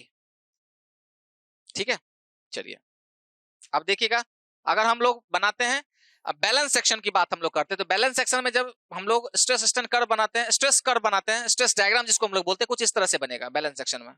देखिएगा ध्यान से, बैलेंस सेक्शन में कुछ इस तरह से हमारे पास स्ट्रेस कर्व बनेगा, है ना। ये हो जाता है सीए जो है वो स्ट्रेस इन कंक्रीट बोल सकते हैं, आउटर मोस्ट कंप्रेशन फाइबर में जो मैक्सिमम स्ट्रेस होता है वो कितना होता है, सीए वो होता है सिग्मा सीबीसी। मतलब ये हमारे पास बेंडिंग में जो maximum permissible stress in concrete in bending वो वैल्यू अचीव कर लेता है हमारा टॉप मोस्ट फाइबर। उसी तरह से ये हमारे पास स्टील है तो ये कितना आ जाता है, टीए जो होता है वो सिग्मा एसटी के बराबर आ जाता है। मतलब जो स्टील में जो स्ट्रेस है वो अपने परमिसिबल वैल्यूज के पे पहुंच जाता है। तो जो परमिसिबल स्ट्रेस इन जो स्टील है वो अपने जो इसमें जो स्टील है इस सेक्शन में जो स्टील है वो अपने परमिसिबल स्ट्रेस पे पहुंच जाता है। ये कौन सा सेक्शन है, ये बैलेंस सेक्शन है, बैलेंस्ड सेक्शन, बैलेंस्ड सेक्शन। ठीक है, अब उसी तरह से हम अंडर रेनफोर्स सेक्शन की बात हम लोग कर रहे हैं, तो अंडर रेनफोर्स सेक्शन में क्या होता है, एरिया देखिएगा ध्यान से, ये टीए क्या है बेसिकली, ये टीए जो है वो स्ट्रेस इन स्टील है। टीए को मैंने क्या लिखा है, सिग्मा एसटी लिखा है। क्यों लिखा है, क्योंकि सिग्मा एसटी जो स्टील जो जैसे ही कंक्रीट अपने परमिसिबल स्ट्रेस पे पहुंचेगी उसी समय स्टील भी अपने परमिसिबल स्ट्रेस पे पहुंच जाएगी। क्लियर है, तो सिग्मा सीबीसी सिग्मा एसटी दोनों कंक्रीट और स्टील दोनों एक समय में अपने परमिसिबल स्ट्रेस पे पहुंच जा रहे हैं, इसको हम लोग बोलते हैं बैलेंस सेक्शन। अब अंडर रेनफोर्स सेक्शन की बात करते हैं, अंडर रेनफोर्स सेक्शन में क्या होता है बेसिकली, अंडर रेनफोर्स सेक्शन में एरिया ऑफ रेनफोर्समेंट हमने कम प्रोवाइड किया है, इसका मतलब स्टील अपने परमिसिबल वैल्यू पे पहले पहुंच जाएगा और जो कंक्रीट होगा वो अंडर स्ट्रेस रहेगा, कंक्रीट में स्ट्रेस नहीं आएगा। इसका मतलब हम लोग इसको इस तरह से डिनोट कर सकते हैं, देखिएगा ध्यान से, इसको अगर हम लोग अंडर रेनफोर्स सेक्शन के फॉर्म में हम इसको बनाए तो क्या हो जाएगा, वो अंडर रेनफोर्स सेक्शन में देखिएगा ये कुछ ऐसा बनेगा। ठीक है, ये इस पॉइंट पे यहाँ पे पहुंचेगा। अब जो इसका जो न्यूट्रल एक्सिस हो जाएगा वो छोटा हो जाएगा, मतलब ये न्यूट्रल एक्सिस कुछ यहाँ पे आ जाएगा। अब यहाँ पे न्यूट्रल एक्सिस क्या था, बैलेंस सेक्शन का न्यूट्रल एक्सिस ये एक्ससी है, critical depth of neutral axis को हम लोग डिनोट करते हैं एक्सी से। ये क्या है, x a actual depth of neutral axis है, एक्ससी क्या है, वो critical depth of neutral axis है। तो एक्सए और एक्ससी क्या हो गया, बराबर हो गया, किसके केस में, बैलेंस के केस में। तो लिख सकते हैं यहाँ पे एक्सए जो है वो एक्ससी के बराबर हो गया, किसके केस में, बैलेंस के केस में। उसी तरह से जो स्ट्रेस है हमारे पास कंक्रीट में वो सिग्मा सीबीसी के बराबर हो जाएगा। ठीक है, मतलब वो कंक्रीट का जो स्ट्रेस है वो अपने मैक्सिमम परमिसिबल स्ट्रेस पे पहुंच गया है। उसी तरह से जो स्टील में जो स्ट्रेस है वो अपने मैक्सिमम स्ट्रेस पे पहुंच गया है। कुछ इस तरह से हम यहाँ पे लिख सकते हैं। ठीक है, फिर नेक्स्ट में देखेंगे अंडर रेनफोर्स सेक्शन की बात करेंगे, इसको डिनोट करते हैं एक्स ए अंडर, ये यू से डिनोट करते हैं। जो actual depth of neutral axis under reinforce section में क्या हो गया, वो इससे कम हो जाता है। ठीक है, और यहाँ पे क्या है, स्टील जो है वो अपने परमिसिबल स्ट्रेस पे पहुंच जाता है, इसको हम लोग लिखेंगे सिग्मा एसटी अपॉन एम लिखेंगे, क्योंकि स्टील क्या हो गया, वो अपने परमिसिबल स्ट्रेस पे पहले पहुंच गया है ना। और जो हमारे पास कंक्रीट होगा वो अपने स्ट्रेस से कम होगा, जो उसका जो मैक्सिमम परमिसिबल स्ट्रेस है सिग्मा सीबीसी उससे कम है, मतलब ये जो वैल्यू है वो वैल्यू इससे कम है ना। तो ये वाला कंडीशन हो जाएगा, इसका मतलब ये क्या है हमारे पास, अंडर रेनफोर्स्ड सेक्शन है। क्लियर है, ये अंडर रेनफोर्स्ड सेक्शन है। इसमें क्या लिखेंगे, एक्स ए जो है मतलब जो critical depth of neutral axis है वो छोटा है किससे, एक्सिस से। लिख सकते हैं x a u is less than x c, ये हम यहाँ पे मेंशन कर सकते हैं, बिल्कुल सही है। उसके बाद हम यहाँ पे लिख सकते हैं कि सी ए, जो आपके पास जो कंप्रेसिव जो टॉप मोस्ट फाइबर में जो स्ट्रेस है वो कम है किससे, उसके जो मैक्सिमम कंप्रेसिव स्ट्रेस है सिग्मा सीबीसी, सिग्मा सीबीसी से। Maximum permissible stress in concrete in bending sigma CBC से कम होगा। और जो स्टील में जो स्ट्रेस पहुंचा है वो क्या हो जाएगा, टीए जो है वो किसके बराबर हो जाएगा, वो बराबर हो जाएगा सिग्मा एसटी के बराबर हो जाएगा। ठीक है, ये क्या है, ये अंडर रेनफोर्स सेक्शन की बात कर रहे हैं। यहाँ पे थोड़ा सा हम इसको मैच कर लेते हैं, यहाँ पे थोड़ा सा हम इसको मैच कर लेते हैं ताकि इसमें किसी तरह का कोई आपके पास दिक्कत ना है। X A is less then T A, ठीक है, क्लियर है, चलिए ठीक है। अब हम लोग ये बैलेंस सेक्शन की बात कर लिए, अब हम लोग बात करेंगे ओवर रेनफोर्स सेक्शन की। ओवर रेनफोर्स सेक्शन में किस तरह का स्ट्रेस डायग्राम बनेगा, ठीक है। इसमें देखिएगा ओवर रेनफोर्स सेक्शन में जैसे हमने स्टील को ज्यादा किया है, ओवर रेनफोर्स सेक्शन इसका मतलब स्टील अब इल्ड नहीं करेगा, स्टील की जो मैक्सिमम परमिसिबल स्ट्रेस होगी वो कम होगी, तो स्टील इल्ड नहीं कर रहा है यहाँ पे, देखिएगा ध्यान से, ठीक है। ये आ गया आपके पास, ठीक है। ये जो टीए जो है, टीए अपॉन एम जो है वो छोटा है किससे, sigma S T upon M से। बट ये जो आपके पास सीए जो है वो किसके बराबर हो गया, सिग्मा सीबीसी के बराबर। मतलब कंक्रीट अपने परमिसिबल स्ट्रेस पे पहुंच गया, लेकिन स्टील का जो अपना स्ट्रेस है वो अपने परमिसिबल स्ट्रेस पे नहीं पहुंचा है, तो ये इसको हम लोग बोलते हैं over reinforce section, over reinforced section. Clear है। इसमें भी कंडीशन क्या क्या है, जो उसका critical actual depth of neutral axis है ये हमारे पास ज्यादा हो गया, actual depth of neutral axis है कि नहीं, ये हमारे पास actual depth of neutral axis क्या हो गया, यहाँ पे आ गया, ये हमारे पास ये actual depth of neutral axis x a o, ये actual depth of neutral axis है, ये एक्स जो है ये critical depth of neutral axis है। तो x a x u o जो है वो बड़ा हो जाएगा किससे, एक्स यू से, ठीक है। उसी तरह से हम लोग लिख सकते हैं सी ए जो है वो बराबर हो जाएगा किससे, सिग्मा सीबीसी। मतलब कंक्रीट अपने परमिसिबल स्ट्रेस पे पहुंच गया है और ओवर रेनफोर्स सेक्शन में स्टील अपने परमिसिबल स्ट्रेस पे नहीं पहुंचता है, इसलिए टीए जो है वो लेस देन है सिग्मा एसटी के। तो ये एडिशनल हमने इंफॉर्मेशन दिया है चीजों को समझने के लिए, है ना।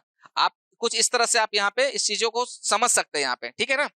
तो ये चीज एक्स्ट्रा चीज हमने आपको यहाँ पे बता दिया है। यहाँ पे थोड़ा सा लिख देते हैं एक्स क्या है, एक्स ए जो है वो है actual depth of neutral axis, actual depth of neutral axis, neutral axis. X c जो है वो है हमारे पास critical depth of neutral axis, critical depth of neutral axis, neutral axis, है ना। सिग्मा सीबीसी जो है, सिग्मा सीबीसी है वो permissible stress, permissible permissible stress, permissible stress in concrete, in concrete in bending compression, bending compression, ठीक है। उसी तरह से सिग्मा एसटी है permissible stress in permissible stress in tension reinforcement. ये सब नोटेशन है, ठीक है। ये सारे नोटेशंस है। जैसे सीए हो गया, ये सीए का मतलब है सिंपल सा, सीए का मतलब है स्ट्रेस इन कंक्रीट, ठीक है। और उसी तरह से टीए का मतलब है स्ट्रेस इन स्टील, ठीक है। तो ये सब सारा नोटेशन भी ध्यान रखिएगा।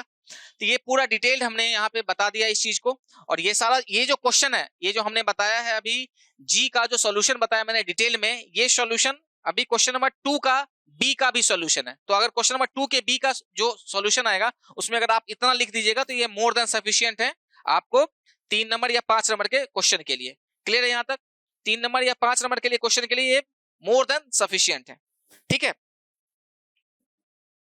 चलिए, तो यहां तक आपका क्लियर हो गया। नेक्स्ट क्वेश्चन हम लोग आगे प्रोसीड करते हैं।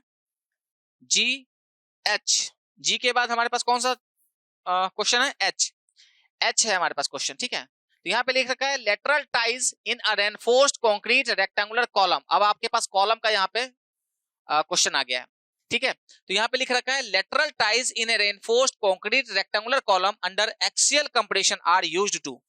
हम लोग क्वेश्चन में बेसिकली पूछ क्या रहा है कि जो आप लेटरल टाइज प्रोवाइड कर रहे हो उसका काम क्या है, ठीक है। उसमें ऑप्शन दे रखा है to avoid the buckling of the longitudinal steel under compression.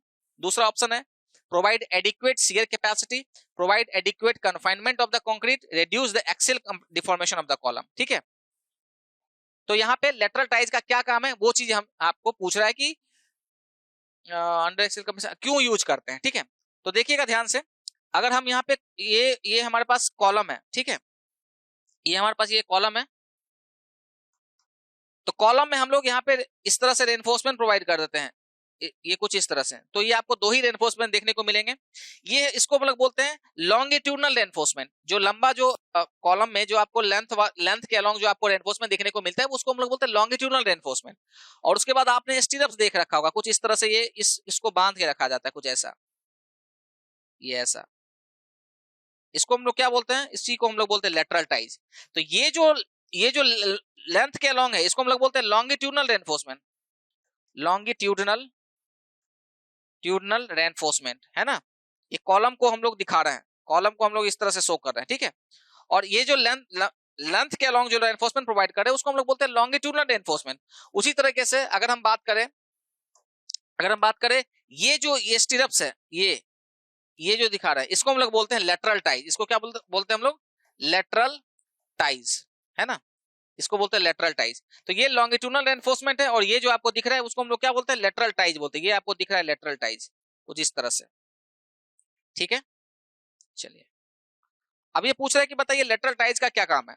तो लेटरल टाइज का काम, आप फिर से आप क्लाउज में जाइएगा, ठीक है, आप फिर से यहाँ पे क्लाउज में जाइएगा। क्लाउज हम यहाँ पे बता रहे हैं, उस क्लाउज को रेफर करिएगा, वहां पे भी चीजें मेंशन्ड है। तो क्वेश्चन नंबर एच का जो क्लाउज है वो क्लाउज लिख लेते हैं यहाँ पे। क्लाउज हमारे पास जो आईएस कोड है उस आईएस कोड को रेफर कर रहे हैं। क्लाउज 26.5.3.2, 26.5.3.2 इस क्लाउज में जाइएगा। वहां पे जो ए पॉइंट है, ए, इसमें पढ़िएगा इसको, ठीक है।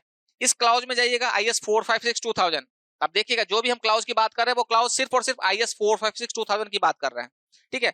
इसमें जाइएगा, यहाँ पे मेंशन है कि जो हम लोग लेटरल टाइज प्रोवाइड करते हैं वो क्यों प्रोवाइड करते हैं? Provided for the effective lateral support of the longitudinal reinforcement. Longitudinal reinforcement को लेटरली सपोर्ट करने के लिए हम लोग क्या प्रोवाइड करते हैं? लेटरल टाइज प्रोवाइड करते हैं। तो इसका मतलब है कि जो लॉन्गिट्यूडनल रेनफोर्समेंट है वो बकल ना कर जाए, वो मुड़ ना जाए। बकल करने का मतलब वो बेंट ना हो जाए, उससे उसको बचाने के लिए हम लोग क्या करते हैं? उसको हम लोग लेटरल टाइज से उसको बांध के रखते हैं, ठीक है ना। उसको स्टीरअप्स बोलते हैं, स्टीरअप्स बीम में बोलते हैं, बट यहाँ पे क्या बोलते हैं? लेटरल टाइज बोलते हैं या फिर हेलिकल रेनफोर्समेंट बोलते हैं, ठीक है ना। तो लेटरल टाइज बोले या फिर सर्कुलर रिंग बोले, अगर सर्कुलर कॉलम है तो वहां पे सर्कुलर रिंग होता है, अगर रेक्टेंगुलर कॉलम है या फिर स्क्वायर कॉलम है तो वहां पे लेटरल टाइज बोला जाता है। तो क्यों बेसिकली करते हैं? To avoid the buckling of the longitudinal steel reinforcement under compression. मतलब कंप्रेशन के कारण, क्योंकि देखिए आप क्या करें, इस पे लोड, ये हमारे पास कॉलम है, इस पे लोड आप लोग क्या करें? कंप्रेसिव लोड यहाँ पे अप्लाई कर रहे हैं। तो कंप्रेसिव लोड जब आप अप्लाई करिएगा तो ये जो हमारा जो मेन रेनफोर्समेंट है वो हो सकता है वो इस तरह से बकल कर जाए, वो कुछ इस तरह से मुड़ जाए, ये कुछ इस तरह से ये बकल कर जाए कुछ ऐसा। तो इस बकलिंग से बचाने के लिए हमने क्या किया है? हमने इस पूरे लॉन्गिट्यूडनल रेनफोर्समेंट के लेंथ के अलोंग हमने लेटरल टाइज को प्रोवाइड कर दिया है, जो कि बकलिंग ऑफ लॉन्गिट्यूडनल स्टील को कंप्रेशन के कारण, under the effect of compression, उसको रोकता है, उसको बचाता है, ठीक है। तो ध्यान रखिएगा लेटरल टाइज क्यों प्रोवाइड करते हैं रेनफोर्समेंट में? To avoid buckling of longitudinal steel under compression. Clear है? अब ध्यान से कुछ और ऑप्शंस भी है, उसको भी हम समझ लेते हैं। To provide adequate confinement of the concrete, ये भी ऑप्शन सही है, ये भी ऑप्शन सही है। अगर यहाँ पे ऑल ऑफ द एबव होता तो ऑल ऑफ द एबव लिखते हैं, ठीक है। To provide adequate shear capacity, ये भी समहाउ थोड़ा सा सही है, but the most appropriate answer is to avoid the buckling of longitudinal steel under compression. तो मोस्ट अप्रोप्रिएट आंसर क्या है हमारे पास? Option A is our correct answer. ठीक है, तो क्लाउज नंबर इसमें लिखा हुआ है, इसमें एज इट इज लिखा हुआ है। इस क्लाउज में आप जाके देखिएगा, इसमें लिखा हुआ है लेटरल टाइज क्यों प्रोवाइड करते हैं, ताकि हम लोग क्या कर सके, इफेक्टिव लेटरल सपोर्ट प्रोवाइड कर सकते हैं अगेंस्ट बकलिंग। बकलिंग मतलब जो हमारे पास जो मेन लॉन्गिट्यूडनल रेनफोर्समेंट है उसको बकल होने से बचाने के लिए हम लोग क्या करते हैं, लेटरल टाइज प्रोवाइड करते हैं। ठीक है, अब ध्यान से देखिएगा, अब लेटरल टाइज प्रोवाइड करते हैं इन द फॉर्म ऑफ, लिखेंगे lateral ties are provided in the form of, मतलब जो लेटरल टाइज होता है उसको किस तरह से प्रोवाइड करते हैं, तो लिखेंगे transverse reinforcement is provided along the length, नहीं यहां पे along the length नहीं लिखेंगे, provided transverse reinforcement provided in the form of दो तरीके से। पहला है हमारे पास लेटरल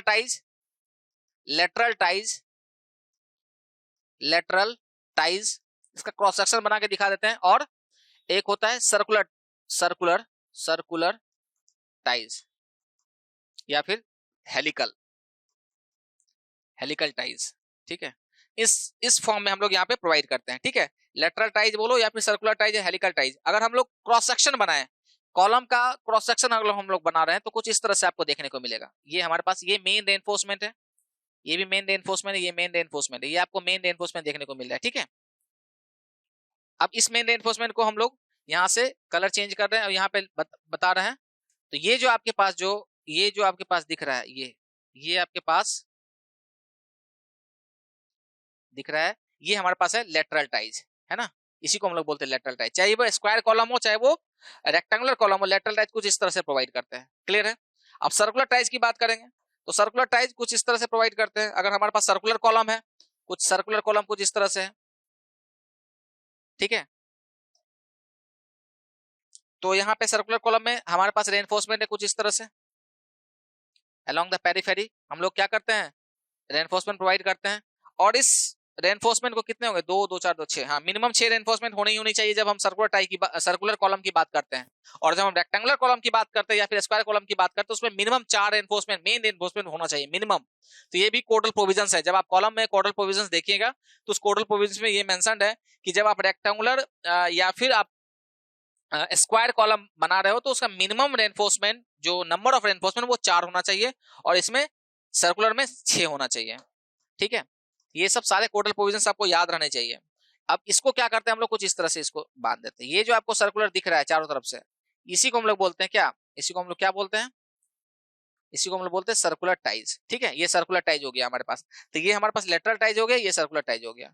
अब एक हेलिकल टाइज होता है, उसको भी हम लोग कुछ इस तरह से प्रोवाइड करते हैं। देखिएगा ध्यान से, हेलिकल टाइज को भी अगर आप टॉप से देखिएगा तो कुछ इस तरह से ही दिखाई पड़ेगा, लेकिन अगर उसको अलोंग द फ्रंट व्यू देखिएगा तो कुछ इस तरह से आपको दिखाई पड़ेगा।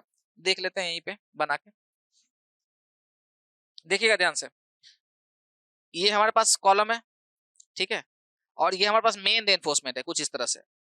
हेलिकल टाइज कैसा होता है, कुछ ऐसा होता है, ये हेलिकल टाइज है। ठीक है, इसको हम लोग बोलते हैं हेलिकल टाइज। तो सर्कुलर टाइज कैसा होगा, सर्कुलर टाइज सिर्फ और सिर्फ लिंक की तरह होगा, एक एक बंधाएगा, फिर उसके नीचे बंधाएगा, फिर उसके नीचे बंधाएगा। लेकिन ये क्या है, ये पूरा का पूरा एक ही बार है, और वो कुछ इस तरह से हेलिकली हम लोग इसको यहाँ पे प्रोवाइड करते हैं। क्लियर है? तो ये आपके पास हो गया किस तरह से हम लोग प्रोवाइड करते हैं लेटरल टाइज को। तो क्या लिख रखा है, lateral ties in the reinforced concrete column under axial compression are used to avoid buckling of the longitudinal steel under compression. तो ये हमारा ऑप्शन 1 जो है करेक्ट आंसर है। समहाउ ये भी आपका सही स्टेटमेंट है, provide adequate confinement to the concrete, ये भी थोड़ा बहुत प्रोवाइड करता है। ठीक है, बट मोस्ट अप्रोप्रिएट आंसर जो है हमारा ए आंसर सही है। नेक्स्ट क्वेश्चन की तरफ मूव करते हैं। नेक्स्ट क्वेश्चन है क्वेश्चन नंबर I1 का आई है, to minimise the effect of differential settlement the area of footing should be designed for.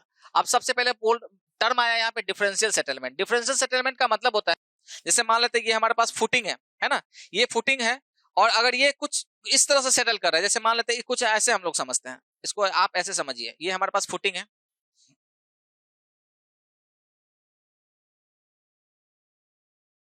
ठीक है। अगर ये कुछ ऐसा सेटल हो रहा है, ये पूरा का पूरा जो हमारा कॉलम है जो हमारा फुटिंग है वो पूरा का पूरा कुछ इस तरह से सेटल हो गया। ये हमारे पास फुटिंग यहाँ था, वो सेटल हो गए कहाँ चला आया, नीचे चला आया। ठीक है, इसको हम लोग बोलते हैं equal settlement. Equal settlement, settlement. इससे हमारे स्ट्रक्चर पे थोड़ा ज्यादा इफेक्ट नहीं आता है। अगर इक्वली सेटल्ड कर रहा है तो इससे ज्यादा हमारे पास इसमें चेंजेस नहीं आते हैं। लेकिन अगर हमारा सेम फुटिंग कुछ इस तरह से सेटल कर गया, देखिएगा ध्यान से, फुटिंग कुछ इस तरह से सेटल कर गया, ये कहीं पे ज्यादा और कहीं पे कम, कुछ इस तरह से अगर सेटल कर गया, ये हमारा जो फुटिंग है, कुछ डिफरेंशियल सेटलमेंट का मतलब होता है किसी एक पॉइंट का जो सेटलमेंट है वो ज्यादा हो और दूसरे पॉइंट का सेटलमेंट कम हो। अगर कुछ इस तरह से सेटलमेंट हो गया तो यहाँ पे मूवमेंट जनरेट होगा और ये पूरा का पूरा स्ट्रक्चर मेरा कोलैप्स कर जाएगा। तो इक्वल सेटलमेंट में ज्यादा दिक्कतें नहीं आती है, बट अगर डिफरेंशियल सेटलमेंट हो गई तो ये पूरा का पूरा स्ट्रक्चर फेल हो जाएगा, पूरा का पूरा ये कोलैप्स कर जाएगा। ठीक है ना, तो यही पूछ रहा है कि अगर हमें डिफरेंशियल सेटलमेंट के इफेक्ट को, ये है हमारे पास क्या है, ये हमारे पास डिफरेंशियल सेटलमेंट है, डिफरेंशियल सेटलमेंट। ठीक है, तो अगर हमें डिफरेंशियल सेटलमेंट इफेक्ट को कम करना है तो हमें क्या करना पड़ेगा, एरिया फुटिंग, जो फुटिंग का जो एरिया होता है उसको डिजाइन करने के लिए हमें कौन सा लोड लेना पड़ेगा, हमें डेड लोड लेना, सिर्फ और सिर्फ डेड लोड लें, या फिर dead load plus live load, dead load plus fraction of live load, fraction of dead load plus live load. तो कोड ने बताया है कि जब भी आप एरिया फुटिंग को डिजाइन करिएगा, to avoid the differential settlement, तो आपको क्या करना पड़ेगा, तो आपको डेड लोड लेना पड़ेगा पूरा, जो भी उसका डेड लोड है, और उसके बाद जो भी लाइव लोड आने वाला होगा उसका फ्रैक्शन लेना पड़ेगा, 10%, 20%, 30%, इस तरह से। इसका मतलब option 3 will be our correct answer. आपको लेना पड़ेगा डेड लोड और फ्रैक्शन, लाइव लोड का कुछ फ्रैक्शन लेना पड़ेगा, लाइव लोड का कुछ पार्ट लेना पड़ेगा। कि अगर मान लेते हैं, एग्जांपल मानते हैं अगर 100 किलो का लोड आ रहा है लाइव लोड में, तो हम उसका कुछ फ्रैक्शन पार्ट लेंगे, मान लेते 20 केजी ले लेते या 30 केजी ले लेते, कुछ इस तरह से। ठीक है ना, तो डेड लोड लेंगे और फ्रैक्शन ऑफ लाइव लोड को लेके हम लोग क्या करेंगे, उसको डिजाइन करेंगे। क्लियर है, तो option 3 will be our correct answer. ये क्वेश्चन पिछले भी 2020 या 21 में भी पूछा गया है। फर्दर मूव करते हैं नेक्स्ट क्वेश्चन की तरफ। क्वेश्चन नंबर लास्ट जे है, जे में दे रखा है the modulus of rupture of concrete in terms of its characteristics cubic compressive strength FCK according to IS 456। मतलब IS 456 2000 के अकॉर्डिंग जो modulus of rupture of concrete है वो कितना होता है। तो कोड में मेंशन है, वहां पे आप वहां पे कोड देखिएगा, आई है जे है यहाँ पे, है ना। आई में कौन सा क्वेश्चन था, आई में क्वेश्चन था ये, जे में क्वेश्चन दे रखा है। ठीक है, ये जे है हमारे पास। ठीक है, जे में दे रखा है, यहाँ पे दे रखा है क्वेश्चन में। ठीक है ना, आपके पास कोड में भी मेंशन है जो फ्लेक्सुरल, जो हमारा टेंसाइल स्ट्रेंथ होता है, यहाँ पे देखिएगा ध्यान से, flexural tensile strength of concrete, tensile strength of concrete, flexural tensile strength of concrete जो होता है उसको हम लोग डिनोट करते हैं FCR से डिनोट करते हैं, है ना।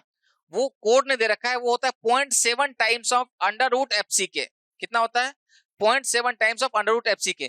इसी को flexural tensile strength of concrete को ये बोला जाता है मॉडुलस ऑफ कंक्रीट, MOR। इसी को क्या बोला जाता है, मॉडुलस ऑफ रेसिस्टेंस, है ना। क्या लिख रखा है, modulus of rupture, sorry modulus of rupture, MOR। ठीक है, MOR बोला जाता है। तो MOR क्या हो गया, MOR यही है 0.7 अंडर रूट FCK। इसी को हम लोग बोलते हैं मॉडुलस ऑफ रप्चर। ठीक है, जहां पे FCK क्या है, FCK इन न्यूटन पर mm स्क्वायर है, कैरेक्टरिस्टिक स्ट्रेंथ ऑफ क्यूब। ठीक है, तो ये इसका ऑप्शन क्या हो जाएगा, ये ऑप्शन आ जाएगा। अब इसमें भी क्लॉज आप देख सकते हैं, क्लॉज 6.2.2 में चले जाइएगा, क्लॉज 6.2.2 में चले जाइएगा, वहां पे आपको ये चीज मिल जाएगा। ठीक है ना, हम सारे क्वेश्चंस के रेफरेंस बता रहे हैं कोड में कि वो कहां कहां मेंशन्ड है, तो वहां से भी आप इस चीजों को रेफर कर सकते हैं। ठीक है, तो ये ऑप्शन क्या हो जाएगा हमारा, option 2 is our correct answer, 0.7 under root FCK। ठीक है।